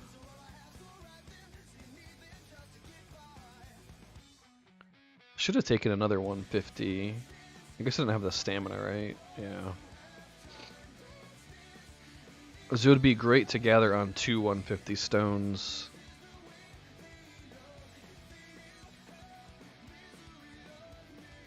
That way, like, the rate of income is quicker. It's crazy how much higher Gandalf is than any other commander.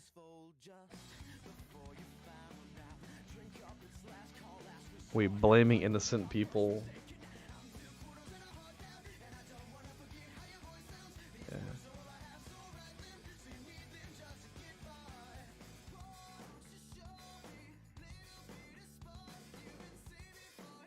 Should get my mom to come on stream and calm everybody down. Can't be showing feet pics if my mom is here. True. Hey, Lady Death, can you make a battle reports channel, please? Or I can log on my account and do it if you're not on my account right now.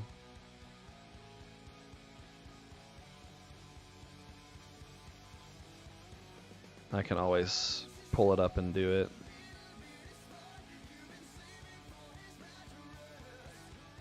What are they going to send me now? Oh, I thought this was going to be them trolling me again.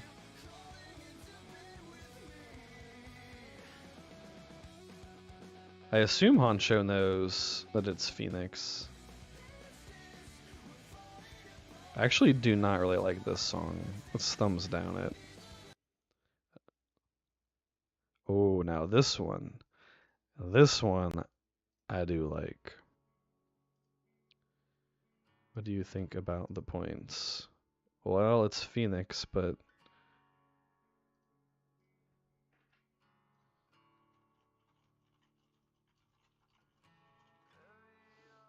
I'll show you what I'll show Honcho what I did though.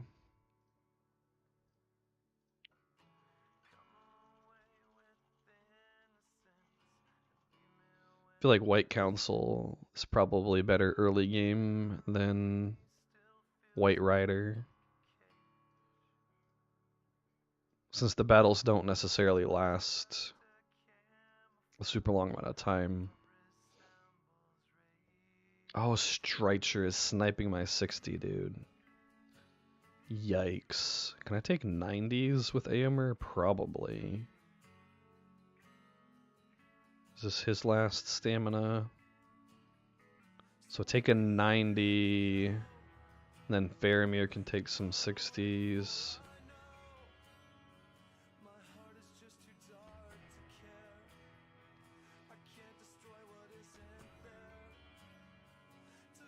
I don't know if LD heard me.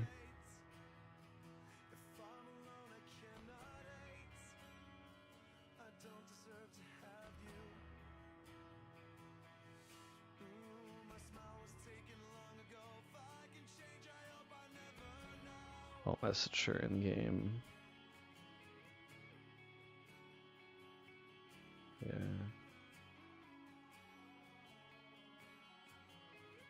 Ask her, can you make a battle report?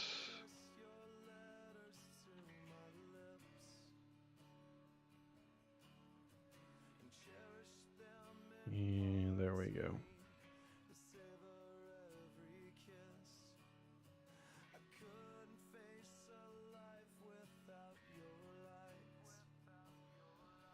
All right. Conscription post soon.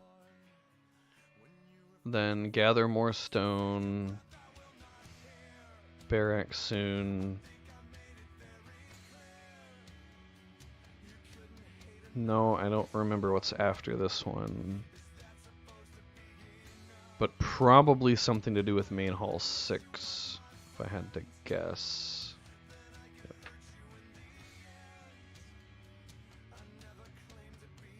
Say, and early tile fights don't usually last 10 rounds.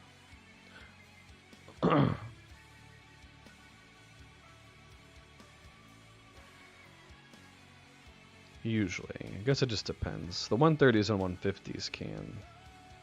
But my logic for taking White Council first was if a fight's going to end in, say, 6 rounds, then you're going to get more value out of the White Council mitigation in those early rounds than you would from... I wonder if I just do this and just get away from the 10% reduction for now.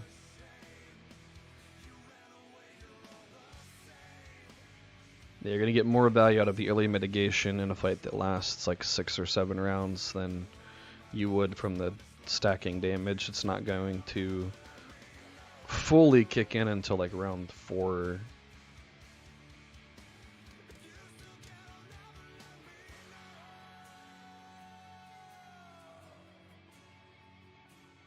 Yeah, job's still going well. It's been crazy recently, though. Been super busy. That's part of the reason haven't released any videos recently. His work has been nuts. I think I pathed these. At some point, I am going to need more grain. I'm going to hit that point where between healing and conscripting, since grain is what you get the least of from these things, from the chapters, I'm also going to need more wood soon to be able to keep up with building and conscripting. Like, as soon as I unlock Q3, my resources are once again going to plummet. It's going to be awkward.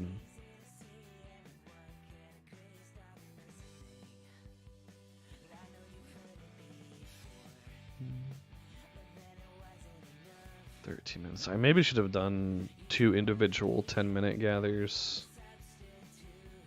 So, oh, welcome back, OHR.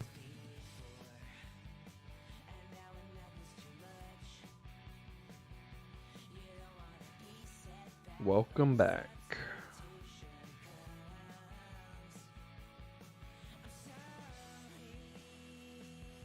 Let's see, who is number 1 right now? Lanista, it's almost 8K. That's crazy, man. Is he ring 20? There's nobody who's ring 20, right? Yeah, 15.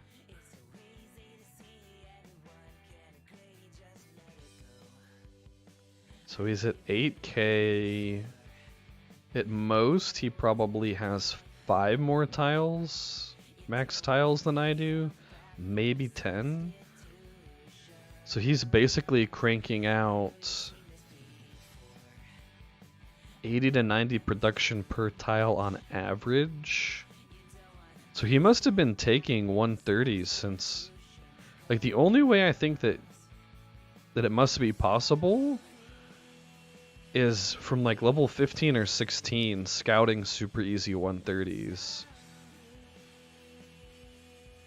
And then taking them with multiple commanders once those commanders are level 15 or 16. And then when they get to about 20, scout easy 150s and farm those. That's gotta be it, right? Rather than flipping tiles, you just scout everything. And start taking 130s and 150s as soon as possible. See, he's in UTTP, right? Which should be like over here. Or are they up in... No, Burn is here. Maybe they're up here.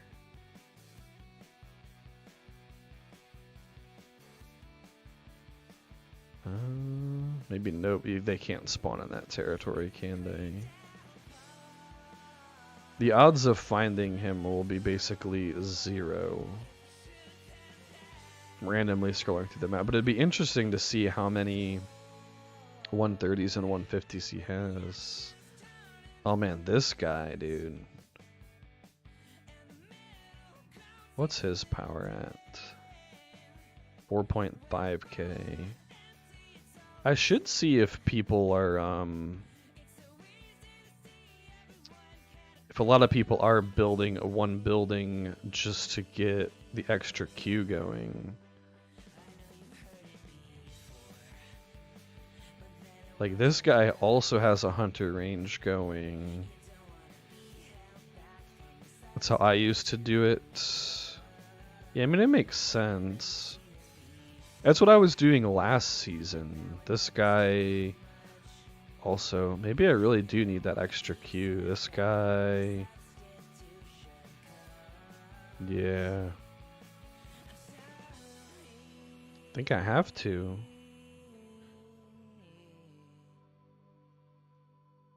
Need 20k stone though. Yeah, so last season, I think it was around level 16 on my King of Men. I was scouting for 2 specific commanders on 130s. It was Gorbag and one other one. Might have been Maltok. The easy Maltok, not the annoying Maltok. Yeah, this Maltok. So the Gorbag with these dudes and this crappy Maltok. Because I think Maltok can come with trolls.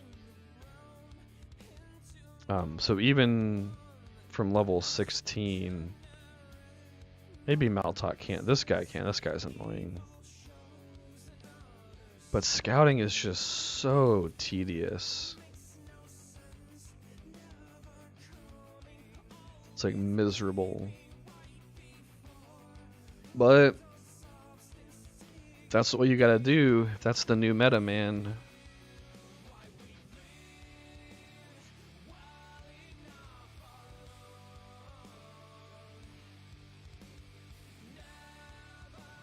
There's an interesting, I don't know what the word is.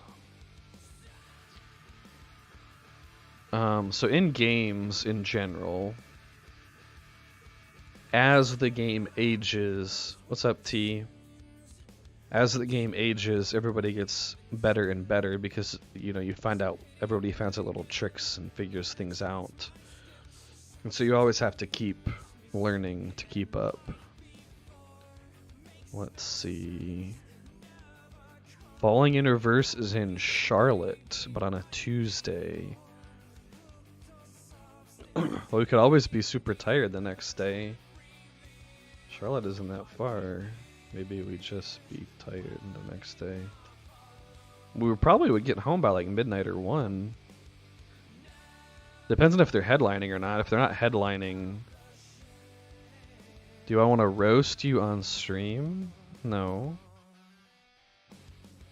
I don't want to roast you, man.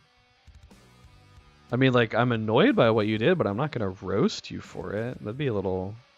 feels like a little bit harsh.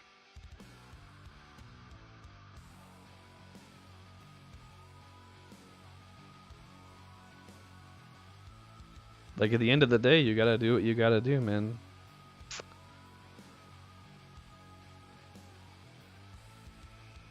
It's just the way life is. Oh, it's with Avenged Sevenfold. Who is headlining? If it isn't... Yeah, if it's not Falling Universe headlining, we could just leave after they play. Oh yeah, I was just looking at the leaderboard. We were just talking about that team. Maybe you can give some insight. Are all of these people, like Lanista, Shorn, you, Fench, etc., are you guys just scouting every single 130 from like level 15 or 16 on? And then strictly farming the easy 130s? You know, with like 3 or 4 commanders, as long as you're choosing all the super easy fights.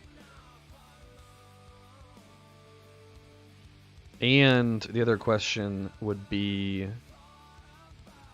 should I have already built the embassy in order to unlock the hiring queue? Well, I know you scout from 40 and above. Sheesh. That's a bit much. Ven and Lanista are 25 max gold. Yeah. Well, I'm just debating starting to scout for Faramir and Aomer. Because GTW, he's just blind hitting 130s and 150s and doing fine. Yeah, that's what I figured. Building the extra troop. Yeah. Like this was a 150 a minute ago. Just, I feel like when you're doing that, you don't have to really scout. This one was more painful, but hasn't been too bad. It was better once I turned up my brain back on and realized that I can just run pure men and not have to deal with the 10% debuff. But sometimes using my brain is difficult, you know.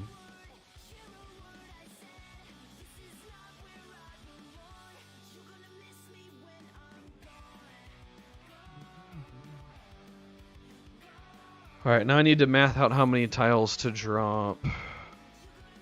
He can take 1. GTW can take 1. Well, yeah, I only did it because of the GTW. I would not have done it without Karch's GTW with level 2 Mill Academy, you know.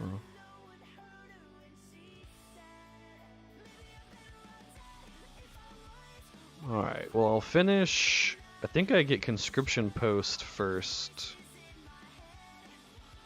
Because it's cheaper slightly.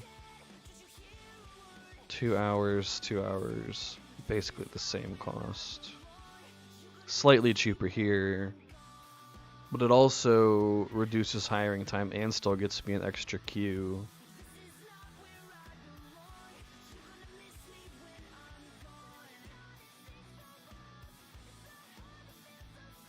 Fellowship boost, true.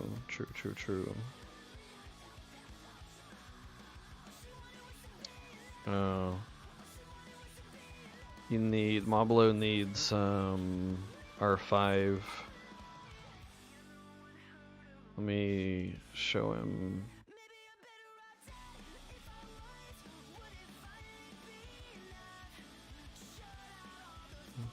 Wait, I clicked the wrong button.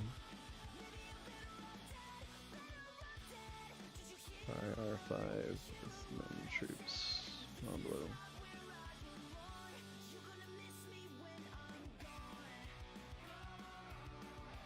"20 minutes away from main hall 6. I am like 20 hours away from main hall 6. Although I also took a bit of a break after breakfast. Took a shower, had breakfast, took a nap. And then came back for a few minutes, and then had lunch, and then started streaming again.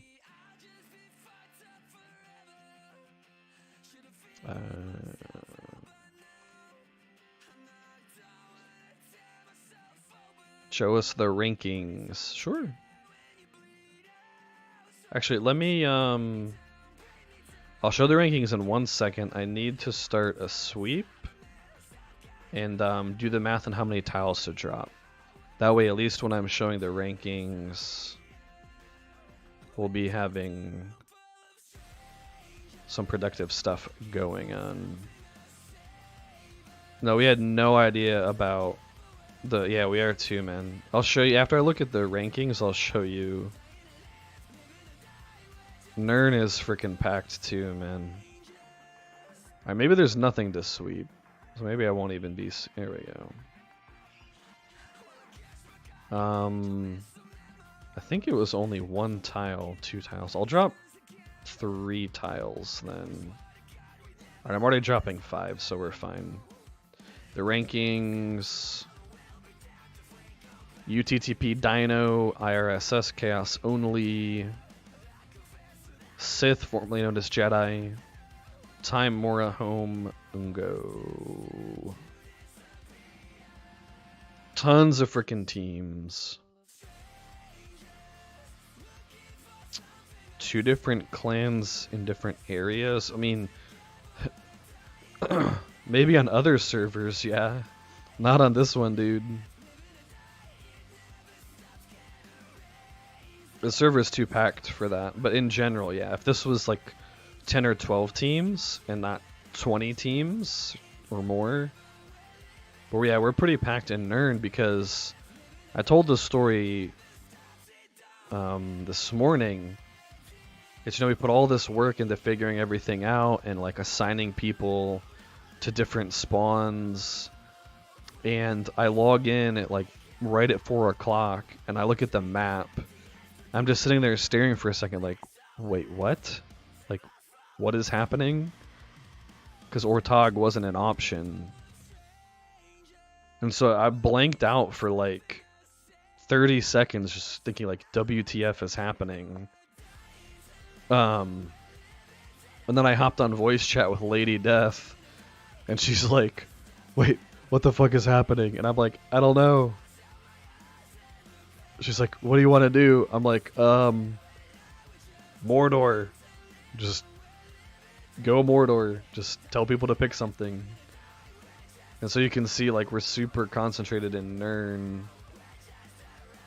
And, like, almost nobody in Herat or Khand compared to the size, right? Like, Khand is, like, 3 times the size of Nern and has less than half the people. So... yeah, it was definitely a WTF moment for sure. So we just like pinged time and I put out an announcement that was like the entire announcement was just like emergency. They changed the spawns, pick Mordor. So yeah, I don't think any of the teams knew, man. Like I don't think any of them knew. Alright, so I need 4,000 stone.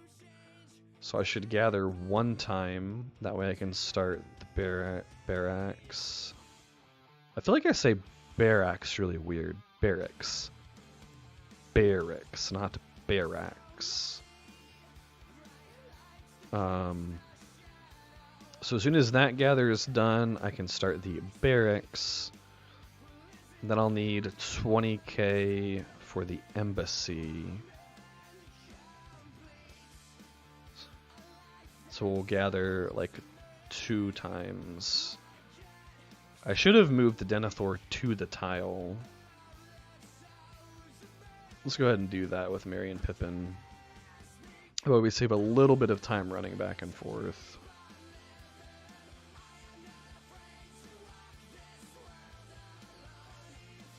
Yeah, I could see on a less crowded server, you know, let's say we're talking about Ungo in time, then we'll say, okay, Ungo is going to go to Umbar, time is going to go to Mordor, and then later on we'll figure out how to join up. Although even that's going to be risky with the new passes. Like, any pass between outside regions is pretty rough. Like, non-trivial. It's the passes from outside to inside. I think this is really good. That the outside to inside map passes are pretty easy. The outside to outside passes are not easy. I think that's good because it incentivizes people early on. Like, you could do this, you know, day 4 maybe, if you have the siege. The siege would be ironically the hard part. But like 30 level 40s and 34 million siege compared to 55 level 50s and 70 million. This is like 3 times or 4 times harder than this. So like really early on, you'll be able to get to the middle of the map well before the outside could fight each other on the outside. Now dinos, I don't think they knew anything, but they have a sweet spot in Umbar now. Because the passes between Umbar and Gondor are considered external to external. So they're 1Ks. The passes between Mordor and Umbar are also considered external to external. So they're beefy. So really the only pass that's quote-unquote easy into Umbar is this one. Ooh, there we go.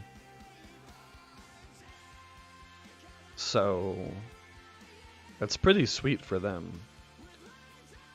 Because yeah, this is all a river, I'm pretty sure. Unless you can come through here. No, I think that's still going to be river all the way across.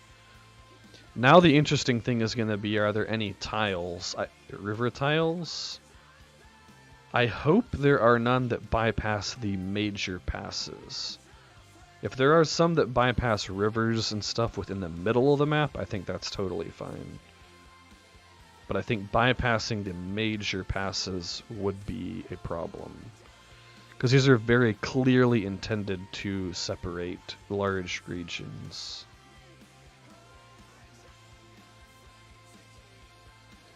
Give me the gems. Yeah, not sharing purple tiles definitely will be weird.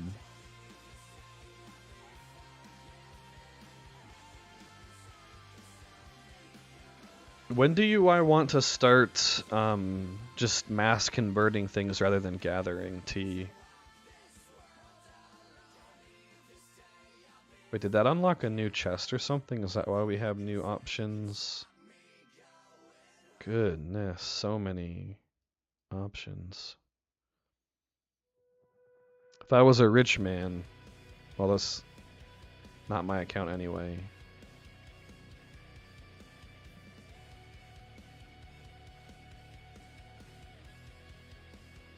But I'm sure all of the big whales have been buying up the packs. Level 30, 35. You mean when the mobs hit 30 or 35, or when your commanders hit 30 or 35?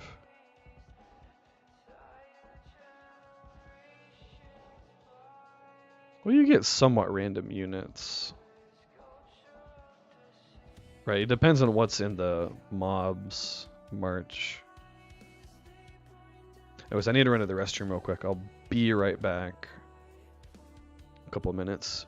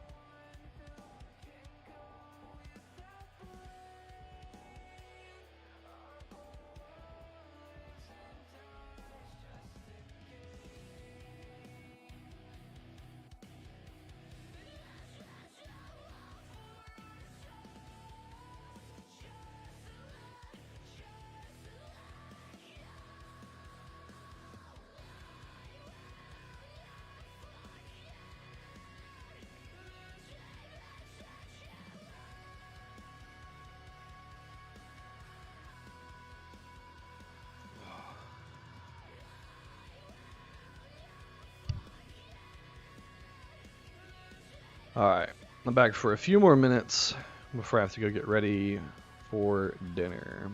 Is this some extra wheat? Thank you.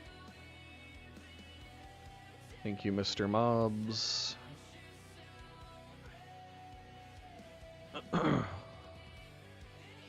That's what people tell me every season start, but my brain forgets. True.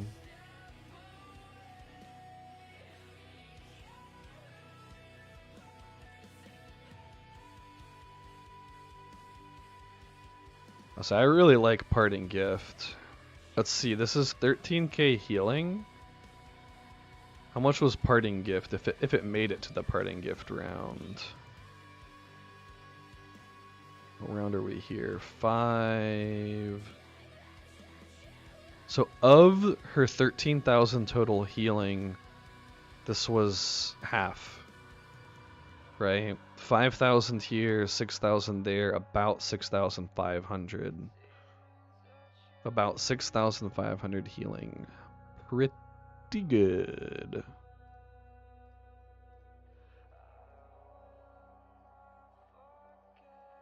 And what did he say? She's very meh right now since I added GTW. Fair. I have a theory that I'm sure T will disagree with. But I think at R25, Arwen will be a better starter than GTG. Don't at me, bro. But I actually think that for real. Unless you're a dwarf faction. That's the caveat. Unless you are Erebor. But if you have Numenorian or elf troops, I think she is a bit better.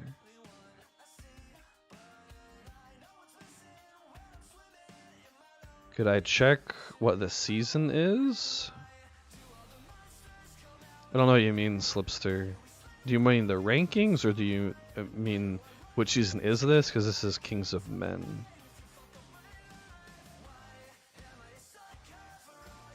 I don't know, man. I had more success last season on 200s with Arwen than GTG. For real.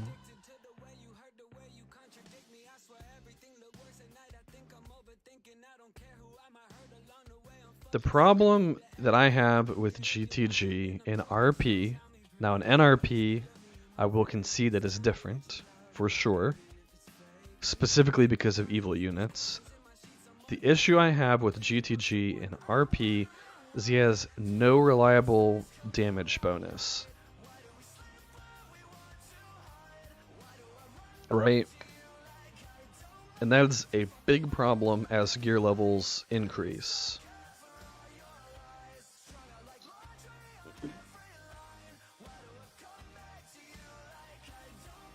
Yeah, NRP is way different. So Arwen, if you have men troops, let's assume men troops for a second. Maybe Fellow. Oh, Fellow, you're an Arwen fan, I think. Maybe you can chime in here too. Nice to see you, by the way. So assuming you start with Numenorian troops, you can right off the bat have max nobility and awesome healing. So right off the bat, you're looking at 21% damage on all your troops, solid mitigation, and amazing healing to back it up. Plus, as you level, you can go into Boon and Half Elven. Half Elven has great synergy with both men and elves and Boon. So, just from skills alone, you're looking at potentially plus 41% damage on men units, not including gear. Whereas GTG, if you're hitting evil tiles that have orcs, uruks, or trolls, you're getting 28%. And if you're using elf units, I think it's even more in Arwen's favor because of Half Elven being a 30% damage increase. So obviously you would not take nobility if you're starting with elf troops, you take Half Elven instead. So rather than 41% potential damage increase, you're looking at 51% potential damage bonus just from skills. either way, men or elves, you're getting the same healing and same mitigation. Whereas GTG with men troops, your damage output is super low, and GTG with elf troops, while better than Numenorian, in my opinion, for season start, the issue that you're still going to run into is, in RP at least, you're pretty much pigeonholed into ranged builds for farming, and that gets totally dunked on by Great Beast, Moss, and dunes are not reliable for tiles. There was something else I was thinking too. Oh, and then Evil Men tiles, you're losing your primary damage boost. And without a good source of +% damage, GTG is way more awkward. I should probably make like a long form video about it, because I've thought about it a lot since I've been super underwhelmed, like super disappointed in GTG, with GTG in recent seasons in RP. I think a big part of it is as gear levels increase across the board, defense increases significantly, and if GTG doesn't have access to alchemists or reapers, which bring their own ridiculous built-in damage bonuses, he just doesn't have the +% damage for it to matter. Any plus attack that you're stacking is getting totally gutted by defense. Like when you're looking at units that are breaking 100 defense these days, your +6 attack on your Giga Hammer is being cut by like 40%. Right, so you're looking at like +3 or +4 attack rather than +6.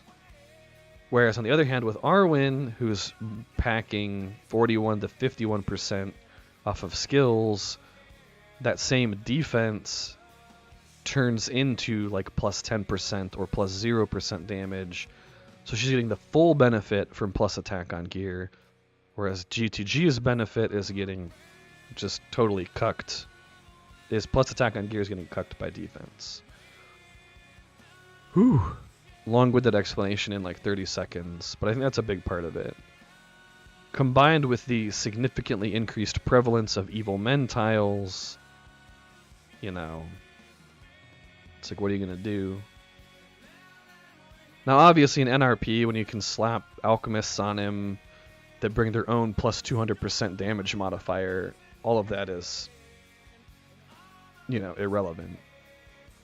But that's not because of GTG, that's because of the mechanics of alchemists and reapers and how they both come with significant damage bonuses. Also, since I mentioned to you on Discord, T, that outside of Witch King, I think reapers are better than alks.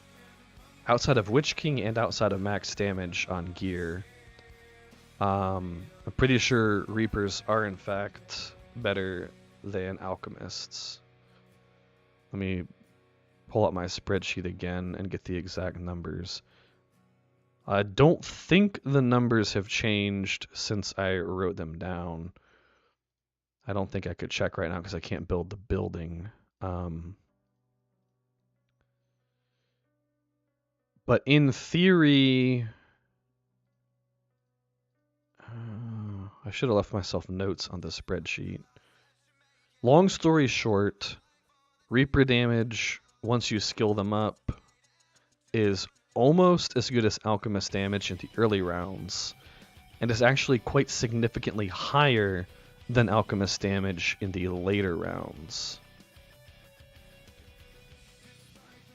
That's the long story short. Now, if you have Witch King's +60% bonus, or if you have a source of max damage, Alchemists are better. But since we were talking about it specifically with regard to GTW, who has neither of those things, then I think Reapers would be better for me to pick up early game, even for tiles. Now, there's going to be some cases like troll tiles where that's not true. But I think in the majority of cases, it's going to be true. And then obviously for PvP on GTW, Reapers are way better.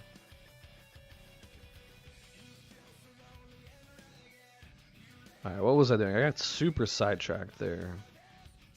I think GTW needs to take some more 130s or 150s. You can take 2 soon.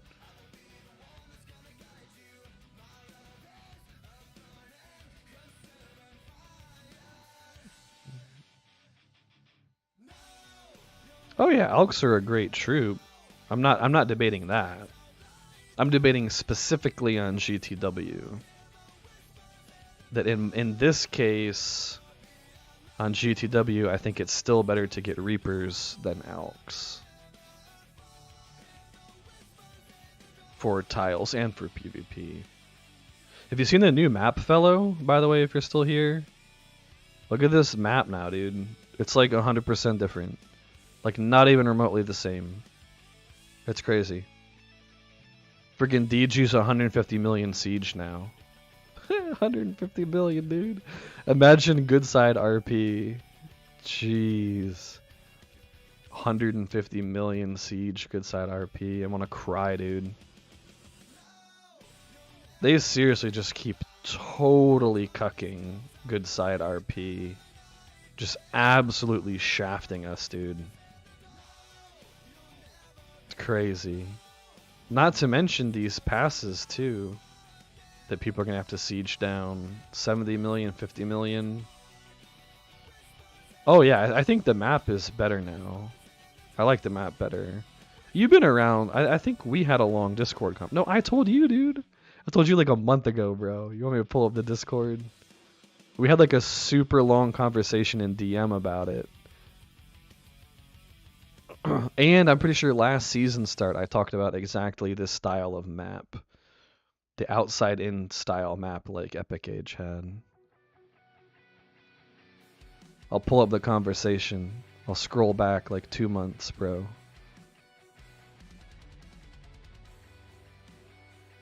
But yeah, I do think the map changes are good, but they need, if RP is still gonna be a thing, they need to give good side some reliable siege, man. With these changes, they have to.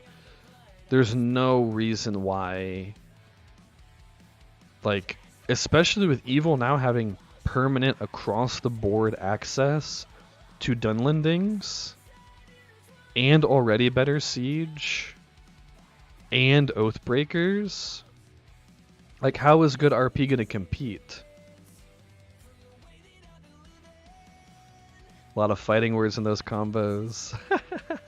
I'll just do a screenshot. I'll just share a screenshot. No, but we had like a super long conversation about it like 2 months ago. Because that's when I was talking about the pseudo RP, where it's going to be like, or pseudo NRP, whatever you want to call it, where it's going to be like NRP except troops are going to be faction locked or alignment locked.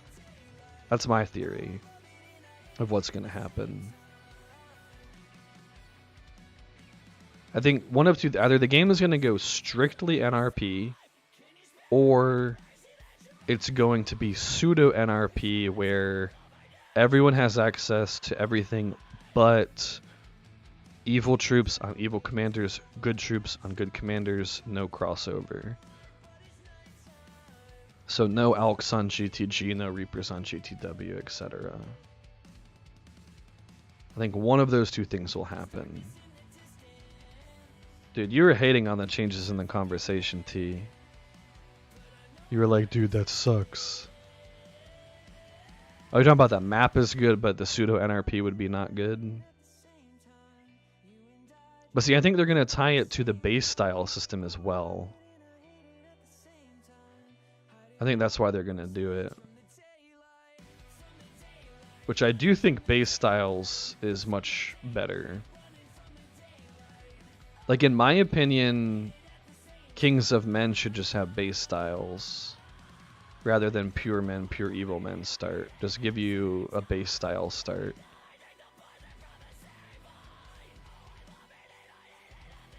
Let's see, we want that. I guess I just burned the last of the pirate troops.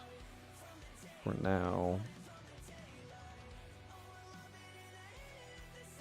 That should be good enough for a 130. The Asga's good units suck, dude. I love how in like the RP community, Asian teams, I think there's a few. I'm not familiar with them, Hobbit Fiddler, but I think there's a few. Yeah, like in the RP community, at least like half of the evil player base is like, man, evil sucks. Good is so broken. And then in the NRP community, everybody's like, just put Reapers and Elks on fucking everything, bro. Good troops, what are those? I know Swan Knights. Just put Swan Reaper on everything.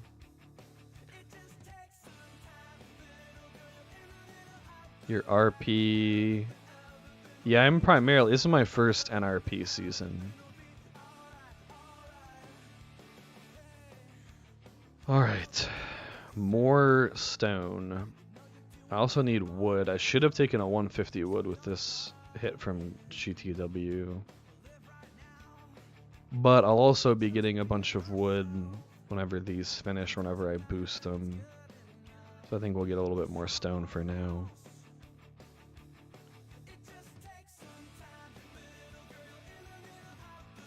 Now we can leave the server Thana has. True. True.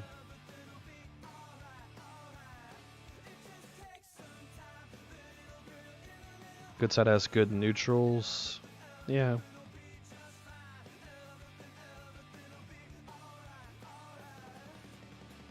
Yeah, plus on GTW, the Reaper damage buffs come online right after White Rider is fully stacked up. So you have White Council to mitigate early rounds, as well as Wizard and then Blindside in round 3. You have the White Council damage reductions, obviously the defense for Magical Barrier. And then by round 4, this is fully stacked. Going into round 5, Reapers come online. You can run Celeborn Reaper. Oh wait, with Magical Barrier and the other stuff? Where's Celeborn in this list? So you'd have like Guide, Armed Escort, Wise, Barrier. And then who knows what else? Firing Formation, maybe, I don't know.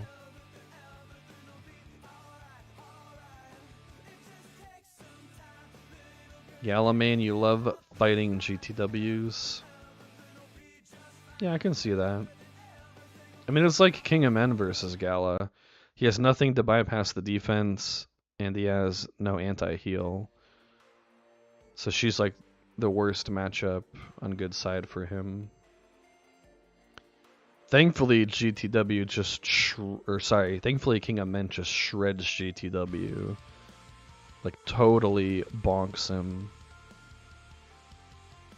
Even without R5 build, I was taking carts to like a 2-command draw when I would lose. Then with R5 build, just clapped him with my King of Men versus his GTW.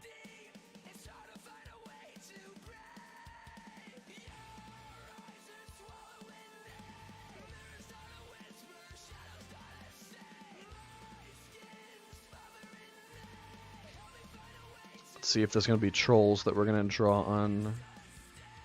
Nope. Alright. I probably hit one more. No, you know what? I should do this.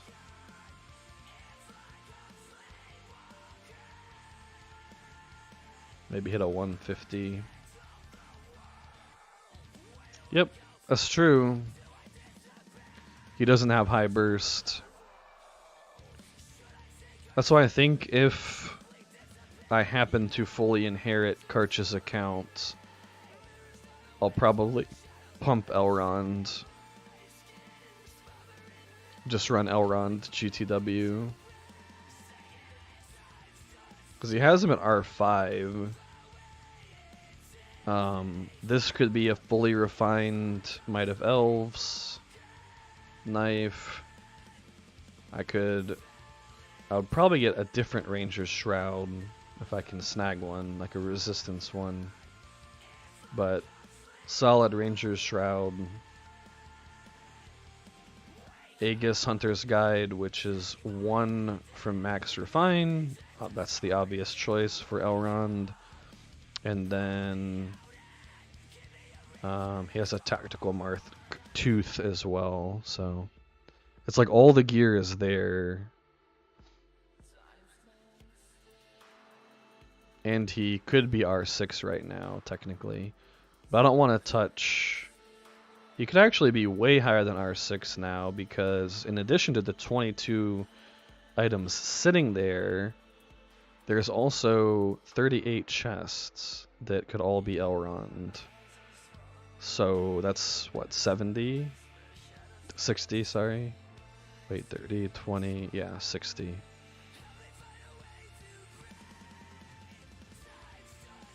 So how much respect is that? 18,000 respect or something? Quite a few respect levels. Alright, is there a 150? Here we go. Might have to double tap it, but I'm about to go for dinner. Well, you can't use Sunni in RPT. I don't know if you knew that, man. Can use her in RP.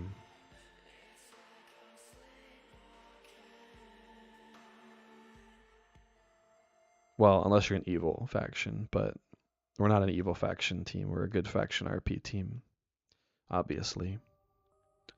So Elrond would be the next best choice.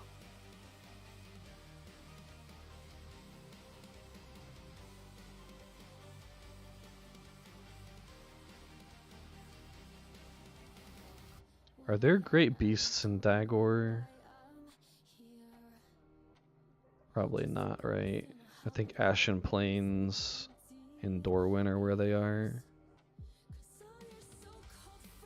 Yeah. In Hills of Rune. Maybe they're not in Dorwinian. Maybe they're just in Ashen.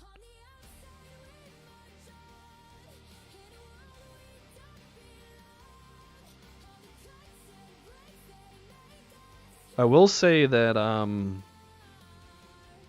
in evil versus evil, let's say it's, how do I phrase this? When Elrond is hitting evil commanders, I think he's better than Sunni hitting evil commanders at high respect. Because he still has ridiculous early damage with Half-Elven and Boon. Not quite as much as Sunni, but still a lot. He has Convener, she doesn't. Obviously, that has its own implications.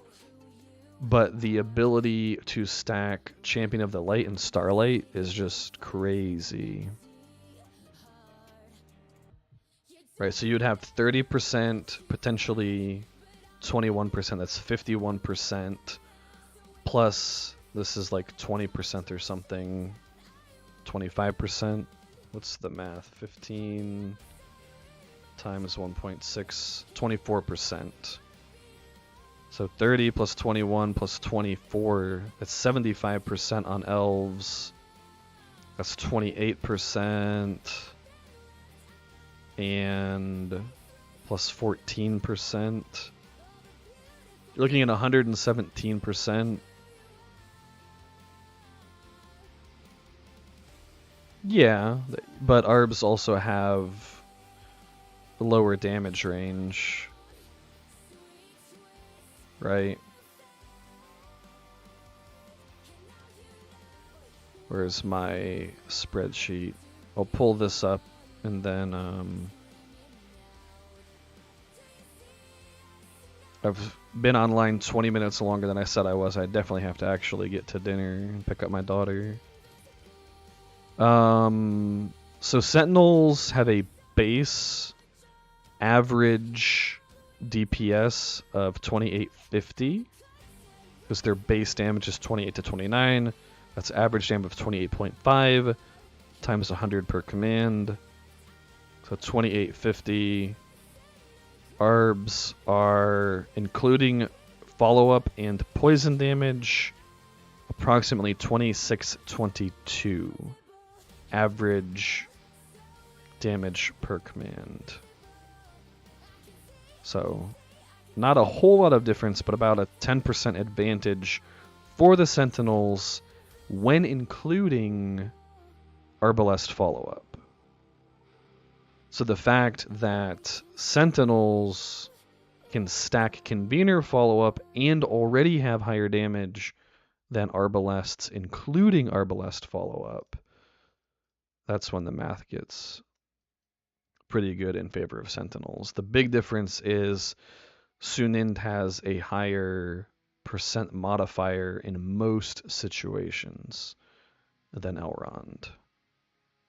Because Elrond is getting like 42% damage when hitting specific evil units and requires higher respect to do it. And 20% of his damage, 50% of the time, is going to be mitigation and not plus damage. That's the long story short, I guess. And on that note, I definitely have to go get ready for dinner. Because I'm supposed to be leaving in 10 minutes. I still got to take care of the animals and let my dog out and stuff. So I will probably be streaming again around 00 UTC for anyone that wants to hang out then. Do I have Frenzy Dwalin? Yeah. It's not the Giga Hammer Frenzy, but it's like the mom, can we buy the Frenzy Hammer? We have a Frenzy Hammer at home, Dwalin. So damage with lower base damage with follow. Well, the base damage won't matter because it's a flat damage increase, right? Now, I will agree that follow-up with gear does scale better. Ooh, somebody just shocked me. Thank you for the subscription, sir. Mr. Stefan, I appreciate it, man. Yeah, Arbs will scale better with gear because of the inherent follow-up outside of those first 2 rounds. But anyway, it was just a specific Elrond versus Evil is better than Sunni versus Evil situation. Outside of that situation, Sunni is better, yeah. So, well, heroism on the end. It's no, Gift of Nature. It's more and less impactful. It depends on the situation. Like a lower base damage but scaling better with plus attack is worse in cases of large plus percent damage, because a plus percent increase to a lower number is going to be less of an increase, shocker, than that same plus percent increase applied to a higher number. So if we're going to assume like what, sensor 28 to 29, let's assume plus 15 damage. For easy math, let's just say that's 45. If we just round up to 30 and add 15, increasing 45 damage by 50%. And what are Arbs at? They're at like 16 or 14 or something base damage.